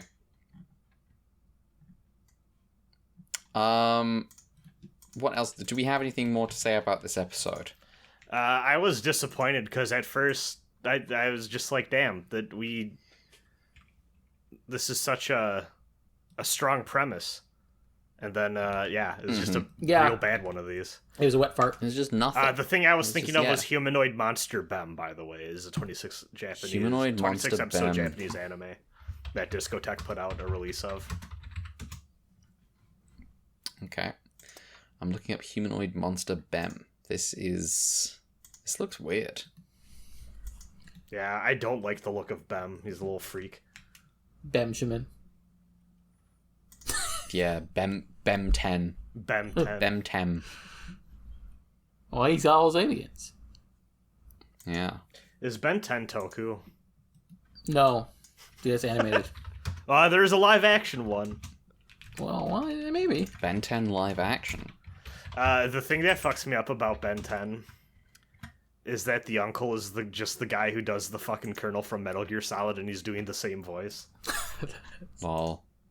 Is really distracting once you notice it. I remember enjoying that show as a kid, but I also didn't see it much. I remember catching some of it as a child, but I think I was on my way out of cartoons by the time that was on. I was like, Tom Holland is Ben 10? Is that him? Or that's someone else? It does look like... This looks extremely fake, Tom made Holland. for YouTube thing.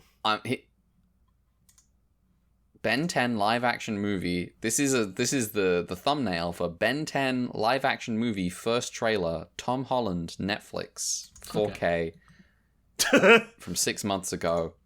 This is real. Oh my god. I mean, it's definitely like Ben 10 is obviously Toku coded, and they have aliens referencing Toku stuff, so you know. Mm-hmm. I mostly posted that image because it was it was incredibly funny to look at. I don't think Ben. I'm looking at this movie. This is not Toku. This is Cape Slop. Yeah, this is not real. Hold on, I'm looking at this. This is not real. What do you mean this is not real? Hang on. Is this not real? No, I think this is one of those channel that makes fake trailers for shit. Oh, for fuck's sake. Is this... Okay. RIP. I've been owned. Oh, well. I do like 7 months ago, Ben 10 live action. Is this real? No, Tom Holland said he is not interested. Lol. Well. Anyway. We live in a great reality. Yeah, I love all the fake shit that's out there that's just been, like, produced with, Oh, yeah, we did talk about it. most awful They finally technology. revealed the new Ultraman season. Oh, they did. Yeah. Yeah. Ultraman Omegaverse. Do you guys want the three-sentence pitch, or we're going to go in blind? I'll take the 3-sentence pitch. Yeah, I think we might as well.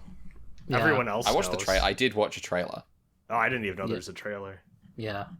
Like, there was a teaser last teaser. month, but I didn't bring it up, because, like, why? What's the point? But, like, the trailer came out, like, the past week. The premise seems to be one. It's a Leo and 7 situation. It's an alien, not a host. Okay. That's a strong start. I'm a fan. 2, he lands on a version of Earth where there has never been any aliens or kaiju before. Okay, also a big fan. And of course, obviously, there's Okay. gonna be kaiju because, like, you know, it's an Ultraman show. But like, But like He's they're like- not treating it like Yeah, as it's normal. never happened before. yeah, this is like the Yeah. first time. And he's also like, as an alien, he's like, "What's up with humans?" Question mark. I guess we'll see see. while I'm here on Earth. But yeah, that seems to be the pitch. Only reason I remembered is because I saw on YouTube yesterday someone made Ultraman Omega OP fan made AI generated by Suno.ai, and I'm like, what are we doing here, guys? Ugh. I don't understand. There's a IT guy at work who agreed with me that AI is stupid, and then kept saying like, but you know, it's inevitable. It's gonna happen whether you like it or not. And I'm like, shut up. Me using AI to make Ultraman Omega into Ultraman Next Generation a ghoul. Mm-hmm. Yeah. Oh God, it's about time. Finally. It's gonna be really funny when we get to Gaia. You'll actually have context for whatever the fuck that guy was saying. As much to the retweet you can actually have context, but That commenter might have been cooking. We won't know for the longest time. We won't know. I mean, it's not that long, honestly. Like, we're Do you scheduled want to to talk about episode? Oh, we're scheduled to for hit Tika next year, so do you want to talk about episode 29? Yes, If we yes, have I to, do. yeah. I really want to talk about episode 29. Episode 29, Folkslop series, Fated Reunion, Dan and Anne. And this story is taken from The Fox Kid. My roommate was a fox kid. if you believe it. Featuring Ulinga the Psychic Alien. Toru, Kaoru, and Momoko, and a bunch of children are playing like a mosh pit game? I don't know. I don't know what game this is. They invite this one Crowd weird Crush kid. Simulator, the playground game. Yeah. They invite this one kid dressed in red to join in, and he has a terrible time in the middle of the pack and gets angry about being squished. He manages to turn the tables on everyone else, pressing the whole bunch against a wall. When the group collapses and several kids start squaring off against him, he uses psychokinesis to levitate a bunch of rock pillars. Eventually, he runs off, pursued by Toru. And then Gen and Dan, hunting an alien reading, run across the boy, and then, and Toru. And Toru accuses the weird kid of being an alien. Dan sends Gen to take care of the possibly injured children, while he chases after the alien. He follows this kid back to a woman who looks a lot like... Wait a second, is that Anne? We get a flashback, and then this black and white sequence where Dan meets this woman who seems to maybe deny being Anne. The alien clings to her and calls her mama, and she calls him Uri. Uri? Yeah. Dan starts to freak out a little. Anne, this is your son? You know he's an alien, right? Does this mean you're an alien? I'm so confused. Anne and Uri leave, and Dan is left alone. And the entire time meets- is like, please leave me alone. I'm not Anne. Yeah. He meets Gen once more and says he lost the kid. They get in a spaceship and fly from Earth to Mac HQ in orbit. At Mac HQ, Dan is acting weird, and he tells Gen he's going to step out. He then gets into a spaceship and flies from the orbiting space station down to Earth. He goes in a regular suit. I like how you are inserting these transitions into space, in your summary consistently, because the show forgets. I'm not letting them get away with it anymore. I'm not letting them. I'm doing this every fucking time I notice. He goes to visit Anne again he's dressed in like a regular suit. He tells her that when he first returned to Earth after the events of Ultra 7, he looked everywhere for her, but she disappeared, and he assumed that she was living a quiet life somewhere. She once again denies being Anne, and a call comes through from Gen. The alien is causing trouble again. Dan promises definitely not Anne, that he'll take care of this. Uri is using his psychokinesis to play with an empty Ferris wheel and a roller coaster. Mac are on the scene and ready to start blasting, but Gen arrives and insists, "No, you mustn't shoot a child." Uri vanishes and reappears, and now his skin is turning silver. He blows up the roller coaster with his psychokinesis, and Dan runs after him. They have a psychokinesis duel, and when Dan tires out, he has only strength enough to get in the way of a shot from Gen. Because, Gen tries to shoot the kid, and Dan protects him. Gen and Definitely Not Anne run to help Dan, and Definitely Not Anne says, "He's not my son. I found him and adopted him, and I wanted to raise him to be a good man like you, Captain." David Lynch, I found this child. At this moment, Uri flings a rock at Anne, and this knocks her out. Gen heads off to deal with the kid. Uri turns into a giant kaiju called Ulinga, and Gen turns into Leo. They have a big fight involving Ulinga's psychokinesis, and eventually Leo wins, but Leo recognizes that Ulinga was simply lashing out from the boredom of staying in his small form. Gen decides to return Uri to his home in space, where he can be free to be big, and Anne wakes up from getting hit by a rock to go with him. Dan sees her go. The narrator wonders, was it Anne or someone else? There's no way to know. The end. Yeah. So, what the hell? When this kid dressed in red started and his skin started turning silver, Dan started getting nervous. Absolutely. It's so. Anne being like, I adopted this child is such a weird turn from this red and silver themed child who has psychokinesis powers. Yeah. It's like, well, I don't know if that's true. It sure seems like I don't know, Anne. I think you might be Anne. I'm not sure.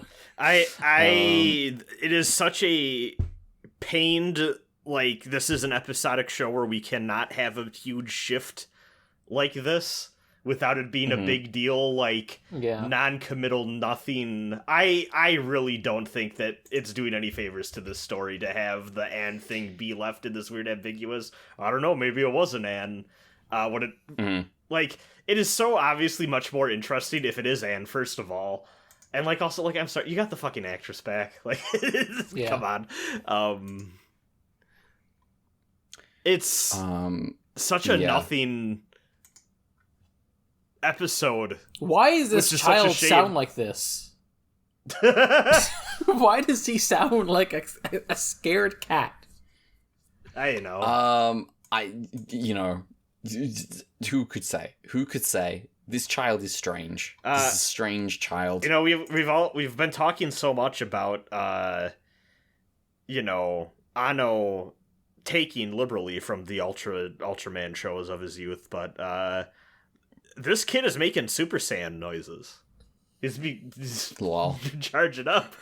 I do have to admit, I did have one big revelation this episode, which is when the child and Dan are having their psychokinesis showdown and everything just starts to erupt around them. I was like, this is the best goddamn action we've seen in the show so far. I liked it a lot. There's good special effects in this show, in this episode, I mean, for sure. I do think it did... they won me over because of how they incorporated it into the fight, but, like, we've also talked a lot about how this is kind of the waning period of the kaiju boom, and I'm not gonna lie, the second kaiju boom, even. Sorry, you keep cutting out for me. What'd you say? The second kaiju boom, even. Yeah. But, like, it never became so apparent to me how much I feel like the visual language of a lot of these fight scenes have just run their course for me. Then, like, oh, there's like a psychic battle between a weird alien child and this man pretending to be human but is also an alien happening, and the world is just kind of distorting around them versus, the kid turned into an alien monster and he's big again, and now they're doing hand-to-hand combat. Fortunately, like, they do bring in the psychokinesis stuff in ways I think is cool, but, or telekinetic stuff in a way that's cool, but yeah. This is one of the reasons I kind of wish we would be able to watch the Ultraman in between this and 80, just because I like the visual language of this is anime would do a lot just for like they can do different things. Yeah, I would hope they would use the different medium to do cool stuff they otherwise would not. So I am definitely looking forward to when we eventually manage to get around to that. But yeah, I do think like they have a way of doing things, and maybe they need to learn new different things is the thing that needs to happen. But it's cool when they do something. I think when this show started, the action was quite good. Yeah, well, that's because there was more martial arts focused. Yeah, it has seriously deteriorated in the last little stretch. I think it's because they stopped focusing on the martial arts and the training aspect to be more generic. Well, I'm gonna be like, I feel like choreography is always the first thing to go, and that makes sense, you know. Mm-hmm. Like it's a lot of effort for something that you can kind of bullshit, if we're being honest. Yeah, like they you know, we learned that they didn't really have like fight choreography that much until this show, right? Mm-hmm. Yeah, it's like they, you know, they like had like some Leo plans, doing martial arts was a creative choice in comparison to the guy who shoots beams, which is most of the guys. Yeah.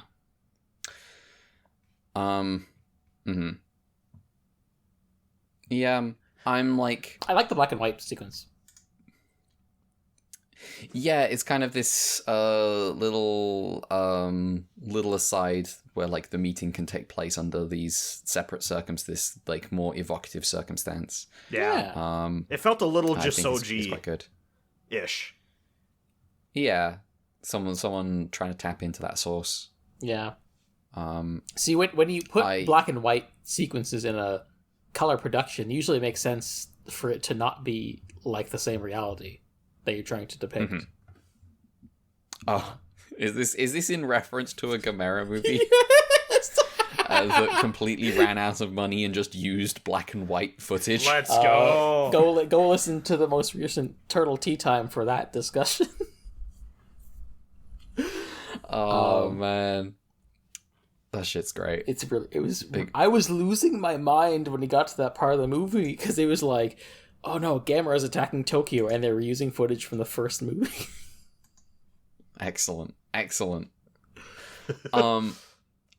So I think this is like the episode is gesturing to the idea that this is Anne. The episode is also kind of gesturing to the idea that this is Dan's child. Oh yeah, 100%. But it kind of has to go, but not really. Yeah.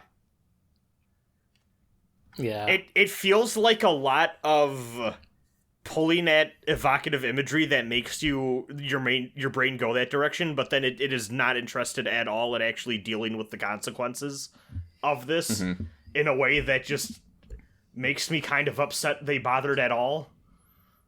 Like, I think this is maybe the least exciting way you could bring back Anne in this show. It's really nothing. It totally felt it was intriguing, but also felt like it was half-baked in the end. I probably would like the episode more if I didn't hate this child. I think the kid's kind of ridiculous and over the top in a way I enjoy. I just hate his screaming. Matt, this is 2 weeks in a row Mel has hated a child. Oh my god, so viciously. This is so we've got it down. Now we just need a word for children that starts with a W. Children synonym. Whippersnappers. You fucking hate whippersnappers. Oh, you hate whippersnappers. Fuck them whippersnappers.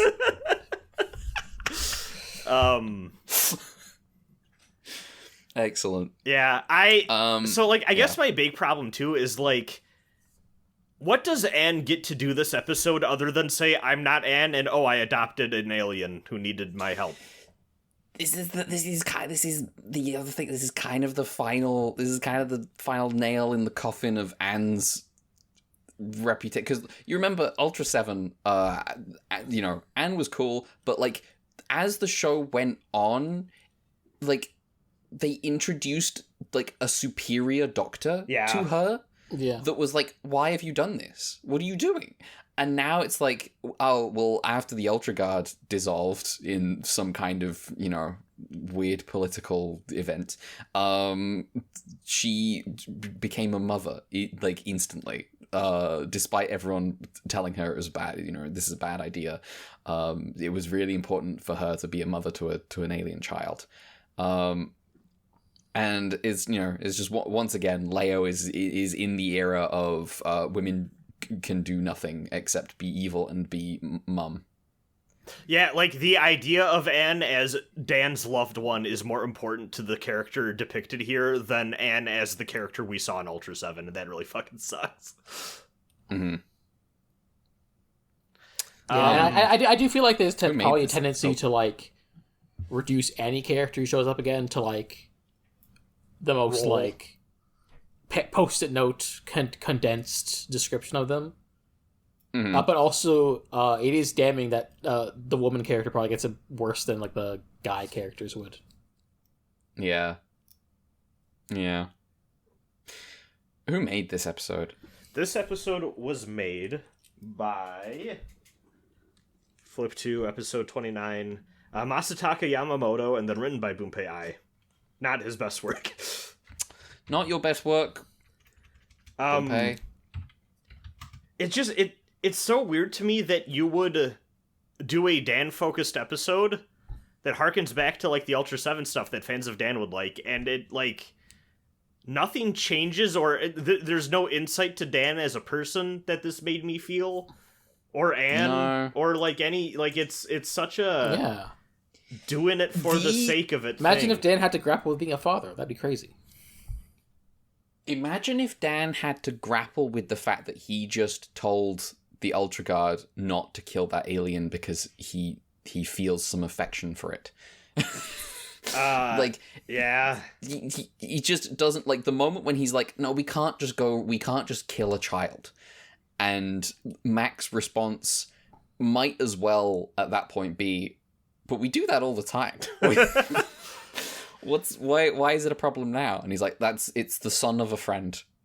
The other thing I was thinking of this episode too is Dan sure does seem to be feeling like, oh god, if you have a kid and I wasn't around, then who? Get with the laundry. Yeah, there is a kind of Dan mild self-inflicted psychic cucking. Yeah. But even him dealing with the fact, like, it would have been interesting to see him go through the emotional journey of being like, well, I did kind of just fuck off from, like, he did just kind of leave at the end. To be fair, he did die. Yeah. It's that fucking, it's like Castaway. This is the one and only time Ultraman will ever be like Castaway. Yeah. That's true. He was, like, too busy parking in space to be a father. Yeah, true. Shin Hayato does seem like the type of guy that's like, I prefer to sleep on the floor, actually. We'll get to that. Yeah, we will get to that. He does, that is what he does. Okay, What else is there to say about this episode? I forget my stuff. Oh, yes, sorry, I completely forgot. Go for it. Special Fox directors Nobuo Ujima, Aringa, Tetsuo Osawa. We talked about it like loosely based off like the Fox Kids story, but also a bit more specifically on Legend of Kuzunoha, a fox woman who, in some legends, is the mother of a famous historical Onmyudo practitioner, Abe no Sime, who I guess is just like one of those historical people who are like, well, we just could give him a legendary backstory, even though he was a real person. And also, I can't believe that Raido is the son of a mythical fox lady. I believe it. If you believe it. Anyway, the film was also inspired by the film The Gift of a Fox, which there was a 1945 black and white movie, and then it also more recently had a 1971 color remake, which I guess maybe were more relevant to the audience at the time. All right. And of course, they got Angela actress back, Yuriko Hishimi. She was told that basically she asked, hey, is this Anne or not? And she got a really vague, non-committal I don't know by like creative staff basically. And so she basically like tried to play the role in a way where you could interpret it either way. Okay. Because she was like, well, I don't entirely know, so I guess I'll just, try and split the difference. Try and make it open. Just hedge my bets, yeah. Yeah. This is ambiguity used for evil, I feel. Yeah. It's so... it makes it so less interesting than if it was just Anne and they dealt with it. Or if they made the decision that it definitely wasn't Anne. And Dan was being really weird about it. Yeah. Like either decision is... makes a better episode, I think, maybe. Yeah. This is why we don't respect centrists. This is the reason. This episode right here. Until we watched this episode, we respected centrists quite a lot. And like Dan, a lot has changed since you left. I made a cake. I had to change my identity to avoid the cancellation. Uh-huh. Dan, I need to talk to you about free speech. We might be done talking about this episode. Yeah. In which case, we can talk about episode 30. Can we talk about other episodes with wasted potential? Yes, we can talk about episode 30. Although I don't know... I'm going to need to be persuaded there was potential. I explained, to be fair, it's not potential in this episode. It's potential from a different part of the show. I see. Episode 30. Oh, right, I see. Episode 30. Folkslop series. Monster's Return of a Favor. From Crane's Return of a Favor is the tale. Yep. Featuring Alien Magma and Kaiju Roland. Alien Magma wants to marry Roland, the most beautiful kaiju. Okay. She doesn't want to marry him, and he pins her to the ground with a spike through the foot. Gen arrives on the scene in a Maki and fends off Magma until Roland escapes. Roland heads to Earth, where she encounters a boy called Kenji and his father. Kenji's dad, who is played by the guy who is Shin Hayata, runs a bike shop. That's the one. And the two are out cycling when they encounter Roland, and they attempt to flee. Because, big scary kaiju. Eventually, they're caught and beg for Roland's mercy, and then, on Kenji's suggestion, they both play dead. This doesn't seem to be working, and Kenji's dad faints. Kenji figures out that Roland just wants them to take the spike out of her foot. He wakes up his dad, and the two of them remove the spike together, with a little help from Gen, who is also here, I guess. Everyone gets thrown off when the spike comes out, and Kenji's dad injures his neck. Like breaks his neck, I think. Later, a woman turns up at the bike shop inquiring about the position that's being advertised in the door. She offers to do it, even to work for free. After all, Kenji's dad is injured. He needs the help. Gen stops by at some point and meets this woman, and they identify each other as Roland and Leo. Gen points out that she's in danger. Alien Magma may come looking for her. Roland knows this, but she can't let this family's kindness go unrewarded. The father can't work right now. They'll have to close the shop if she doesn't help. Late at night, we see her true form silhouetted on paper walls, and we see her making pinwheels from her feathers. Kaoru wins a bike race using a bunch of her Kaoru wins a bike race against a bunch of her brother's friends with the help of this pinwheel, and all the other kids decide, we want one too. Roland is happy to oblige, but this comes with deadly consequences. The alien magma appears to attack anyone who has one of those pinwheels. Gen gets into a fist fight with Magma, who flees, like human-sized Magma, and then Gen is confronted by Dan, who has a pinwheel, and he identifies the pinwheels as the problem and assumes that Gen knows where Roland is.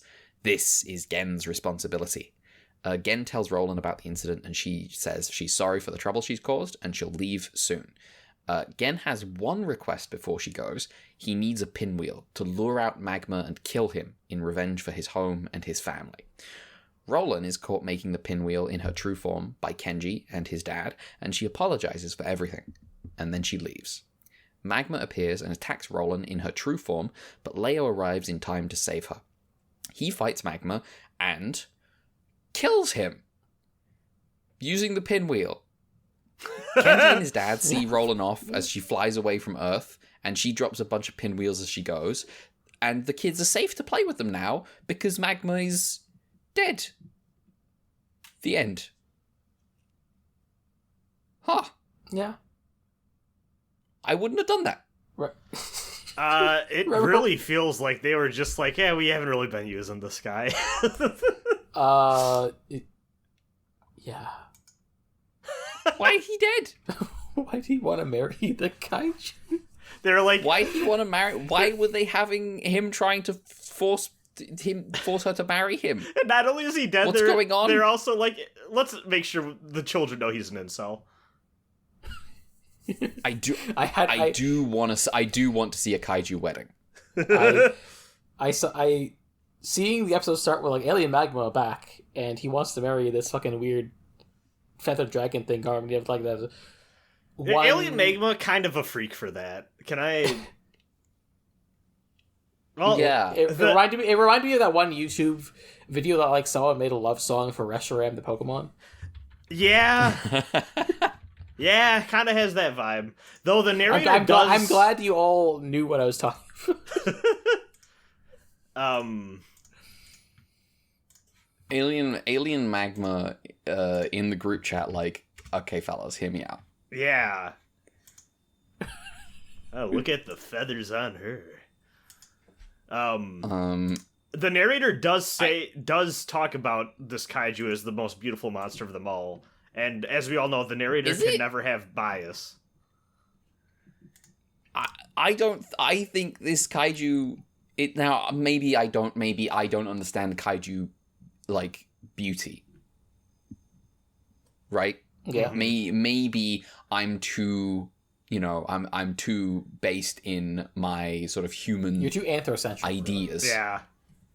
Yeah. Maybe I'm not seeing what kaiju are seeing, in which case that's fair, but why does he want to marry? Why is that the subject of this episode? Why is the subject of the episode where Ultraman Leo avenges his exploding planet a thing that happens at the start of every episode of Ultraman Leo? We see that. We see his planet explode. Alien magma did that. We will continue to see his planet explode until the end of this series. Why is alien magma dead now? And in an episode about this fucking Roland. Yeah. Well, blowing up a planet is hard work. Sometimes a guy just wants to settle down with his weird bird T-Rex wife. Yeah. Yeah. I don't, Why is this not just Hayata? Well, you see, this guy has a personality. True, but like But in theory, Hayata could have a personality. yeah, it's like and like We never met the man. Doing a true. kid will have that. He's got to be like, oh, I'm a dad now. I need to have like 2 bullet points worth of personality at least to be like a good father figure.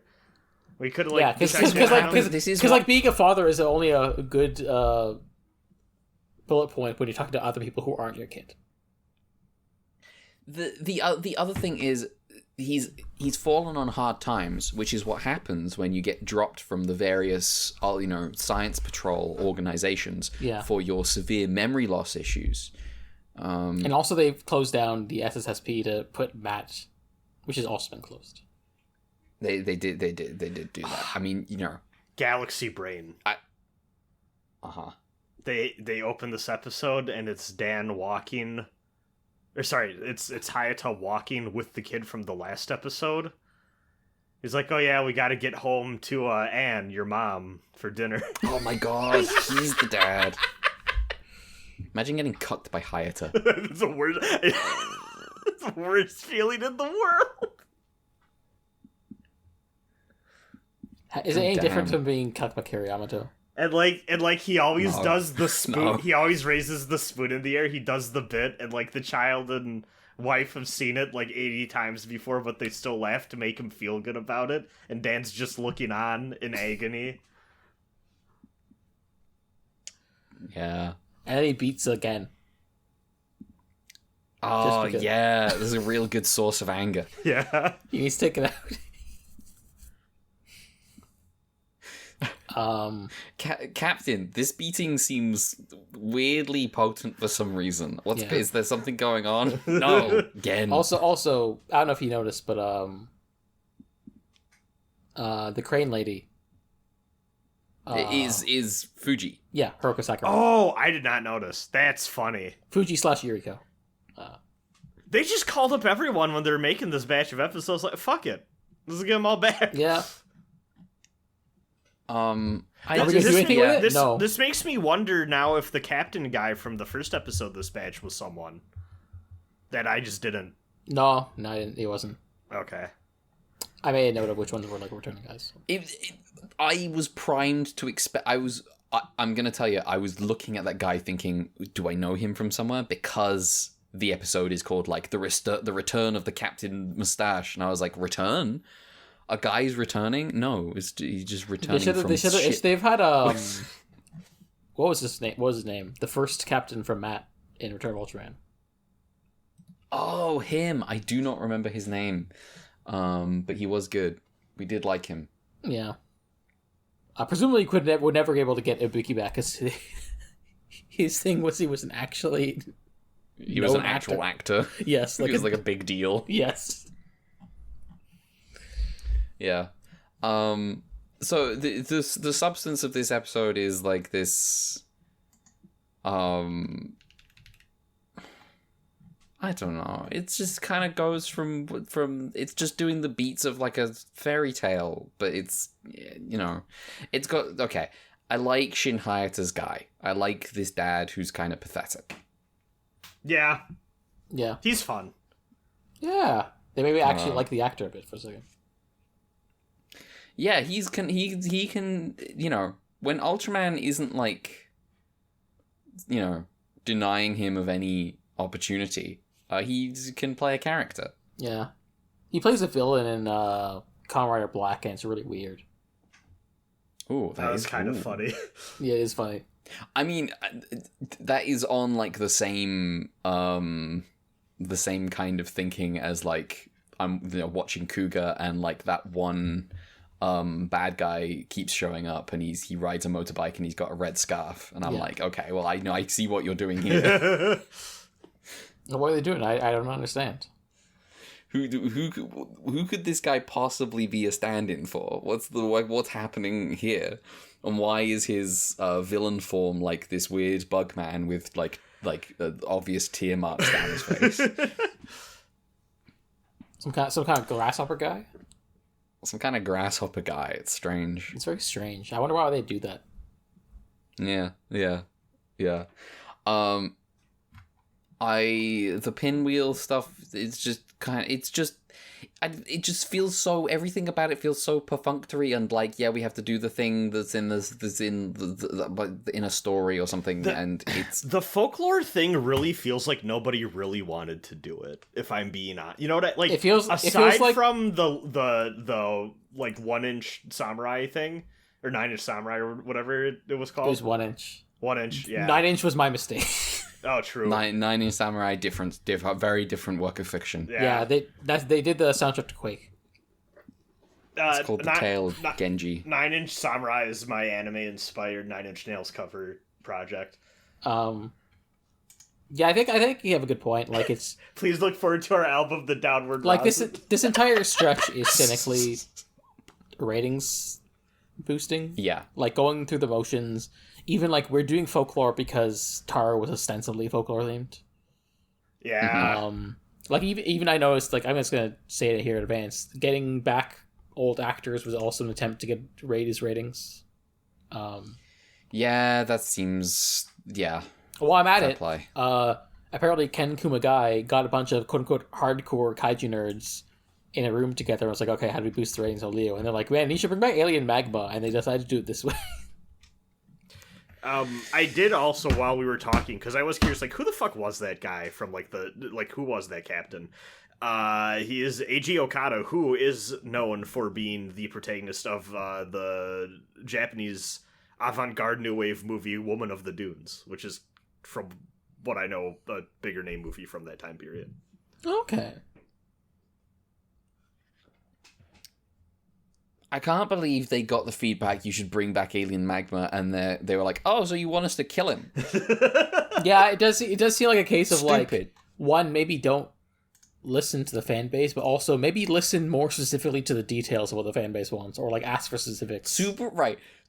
Increasingly, Tsuburaya just don't know what they're fucking doing. Yeah, they can't be trusted with Ultraman. We have to take it from them. I think it's becoming clear now why there's going to be a 5-year gap.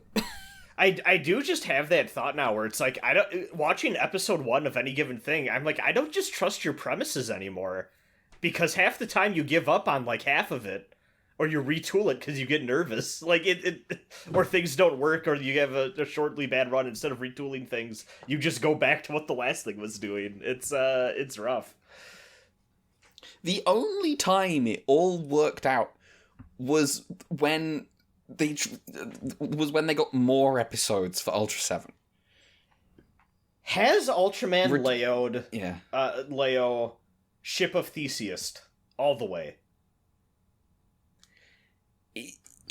There is like nothing left from the original premise now. I will say I did DM Suchik Sir because I was like, I need this folklore series done. And he did say, yeah, it's not a highlight of the series. Basically, it's not the part of the show Leo sickos are holding up. But he does say, don't worry, just once it's over, don't worry, trust me, is what he told me, basically. Trust me is his opinion. I'm engaging in some tactical mistrust. I'm not trusting anyone. I'm not trusting the Leo sickos. Okay. And if the show surprises me by turning good again, well, that will be very nice. Yeah. That'll be very unexpected. For now, I'm like, this is downhill. It is maybe safer to be like, well, I'll rather be impressed than disappointed. See, I am worried about it being talked up enough to the point where it will impact my experience with it when I get to it. I'm like, if it's good and we like it, it'll be good and we like it. Yeah. We'll see. I viewed it more as like, encouragement that the rough patch will hopefully pass. Mm-hmm. Anyway. Because I need the encouragement right now. Yeah. So yeah, they've killed Magma, which leaves the question of what to do with the rest of the show. Because like that was That was kind of Gen's whole thing, was he wanted revenge on Magma. He got revenge on Magma in this episode. Raises my hand. I have an idea what they could do for the rest of the show. What? What could they do? So every week, a monster or an alien is going to show up. That's crazy. Okay, that's interesting. And they're going to deal with it. Huh. That's fascinating. I'd never thought of that. Yeah. Gen doesn't have he doesn't have any motivation, and he's just here to protect the Earth now. He doesn't have there's none of the tension left of the fact that he's got mixed motivations. The Dan and Gen sauce is kind of lost in all of this. It's been washed away. Yeah.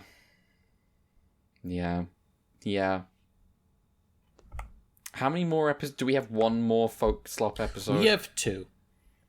2 more? Whew. Yeah. This is 5 of 7. I kind of assumed that we'd already had like.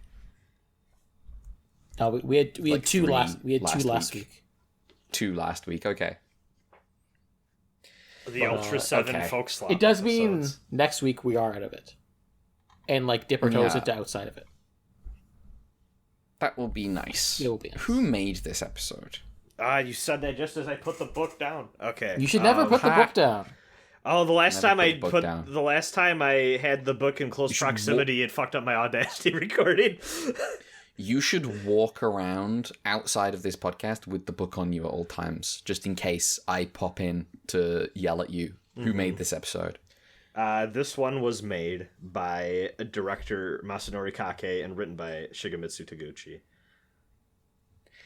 Okay. I'm going to record... done better.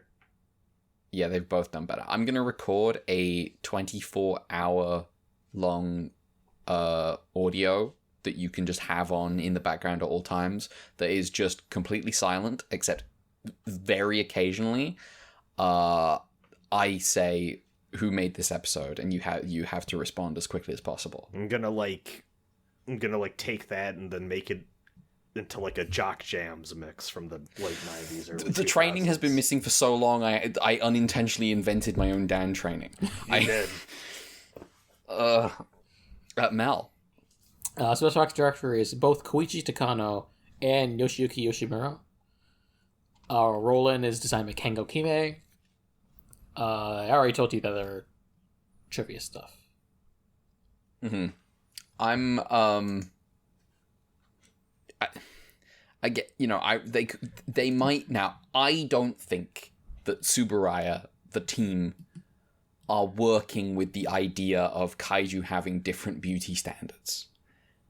And therefore, I have to question... I need to know something. Okay, Roland. Yes? That's the kanji for Roland. Okay, Pixiv. Let's see what Pixiv got to say about Alien Roland.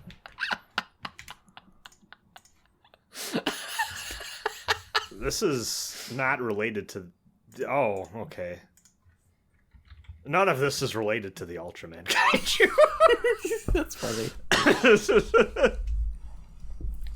Okay. Well. I tried. Are you getting, like, Roland? Yeah, I think just other characters with similar names. I specified with the Ultra tag. And, oh, okay. Well, I'm not linking that in here. Oh, no! Yeah, I mean, there's one that's like a monster fucker post, and then the other ones are just, like, generic fan art, and then there's a few that are just like, oh, what if she was a cute anime girl? Okay. Like this. But I was like, I bet there's people that aren't normal about this one. And it seems like there's one person who is not normal about this one. This is a really boring redesign. It is, yeah. Yeah, fuck you, random Pixiv user. Yeah. Yeah, you're not getting these images, audience, by the way. No. You can find them yourself. Yeah. Go ahead. I like the dad. That's kind of the most I have to say about this episode, to be honest. Yeah. Outside of all the complaining about the fact that Gen killed Magma, and the episode isn't about that. Yeah. The episode isn't about the fact that he fought and killed the guy that destroyed his home planet. They're just done with that idea. They toss it out of the toy box. Yeah, like the pool. Yeah. Or like, women in general in it. Yeah. The episode where they destroyed the pool was actually kind of cool, and then the episode after that was also kind of cool. You're saying that because I gave you Here's Zoffy.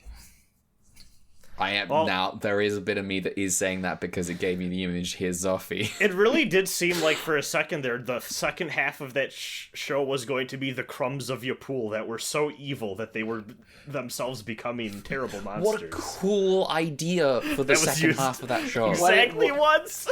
What if the crumbs of alien magma made a whole bunch of incel warriors that Leo had to fight? Finally, the incels are back. Ultraman's good again. Okay. Well, we might be done talking about this episode. I'm not sure. Yeah. Sounds like it. Yeah. All right. Cool. Mel, do you have color timers for us? Yeah, I do. 28, 2 minutes, 47 seconds. 29, 6 minutes, 37 seconds. 30, 2 minutes, 7 seconds. That second one is so long. Yeah. 6 minutes. That's a lot. That's a lot of episode. Dan voice, how they keep long. Wow. Yeah. Do we have any emails? No. Oh, wow. That's the first time in a while. Listen. I don't think anyone cares about these episodes. No, listen, I'm happy for it. This is a relatively not that long podcast. It is only 7 p.m. Mm-hmm. So this is very nice. It's still very light outside. Which is quite nice. Well, that is the podcast for today. Yep. I hope you have enjoyed it. More than the episodes anyway. We did get some feedback for our 100th episode, just like despite the episodes, this episode had a lot more higher energy than expected. Yeah. And sometimes you just gotta. Sometimes the episodes aren't great, and you just gotta bring it. It's the 100th episode. You just gotta bring it. Yeah. Nikke hit, and it had mild gas leak energy from there on out. Yeah. They named the girl guilty. I'm gonna make you gnome core by the end of this podcast. No, you won't. That's You- impossible. See, I do It can't think be done. I do think deep down your whimsy thing is a charade, because I don't know otherwise how you would be friends with me if you truly have no room in your life for whimsy. Listen, there's a lot of Ultramans. There's a lot of room for You're Brad friends to... with Mel. You hate women. Oh, true. Not true. Hold on. Listener head home. This is a comedic bit. I need you to understand. Disclaimer. Please do not take Disclaimer. our bits to represent our actual views. I do not. Disclaimer. The 3 W's that we hate aren't actually really true. Yeah, Mel is also not on Child Free, the subreddit, talking about how much coughing babies on airplanes should be thrown out of the plane in motion. Insert that Michael Jordan image. Fuck them kids. Yeah. I was thinking of the clip of the guy going, wow, wow, wow, wow, stop fucking crying. That's me with a kid in the second episode. Yeah. Okay. If you want to follow us online, you can do so on Blue Sky at UltraQUEUE or on Twitter at Ultra_QUEUE. I'm also on Blue Sky. I'm at Red November. Mel. Hi, you can follow me at jcrowns on Twitter and Blue Sky. You can send an email ultrapod@gmail.com, and we have the coffee UltraQ Fund, Brad. Yeah, I'm at Be Invoked on Blue Sky, all one word, BEINVOKED. You should also check out Mel and I streaming more Tales of the Abyss. That happened. We had a good time. We're almost near the third act of the game. Yeah, according to that one Game FAQs guide. I like how we've just adopted that one guide's table of contents. For all idea of pacing for that game story. To be fair, to be fair, 3-act structure is integral to the formula of Tales. So usually there's like you can tell usually. Okay, I kind of feel that with Fantasia. Game fact, like factionalism over which walkthrough is your guide. That's real. Like I've got a favorite guide for RPGs. That's I'm not. If I remember correctly, like I believe like even the soundtrack usually reflects the 3-act structure. Like they look like changes in the battle music and such. Oh, that's fun. Well, but yeah, that is us for this week. Podcast over. Yeah. Join us next week for 2 episodes of Folkslop and one, at last, and a new episode of Ultraman Leo that might be worth watching. Yes, and worth noting, we're in the final stretch for this bit to actually matter. Episode 33, you have to use the different subs. That you probably are using. Well. Wow. Who knows what's going to happen in that episode? Who could say? Yeah. Who could say what's good? They're going for the ratings. They're going for the obviously something is being done about Tsuburaya in this exact moment. They're about to not make Ultraman anymore. But yeah. Something has to be done. The Nostalgia Critic is going to show up next episode. Finally. Goodbye. Fuck off. Yeah, see ya. Goodbye.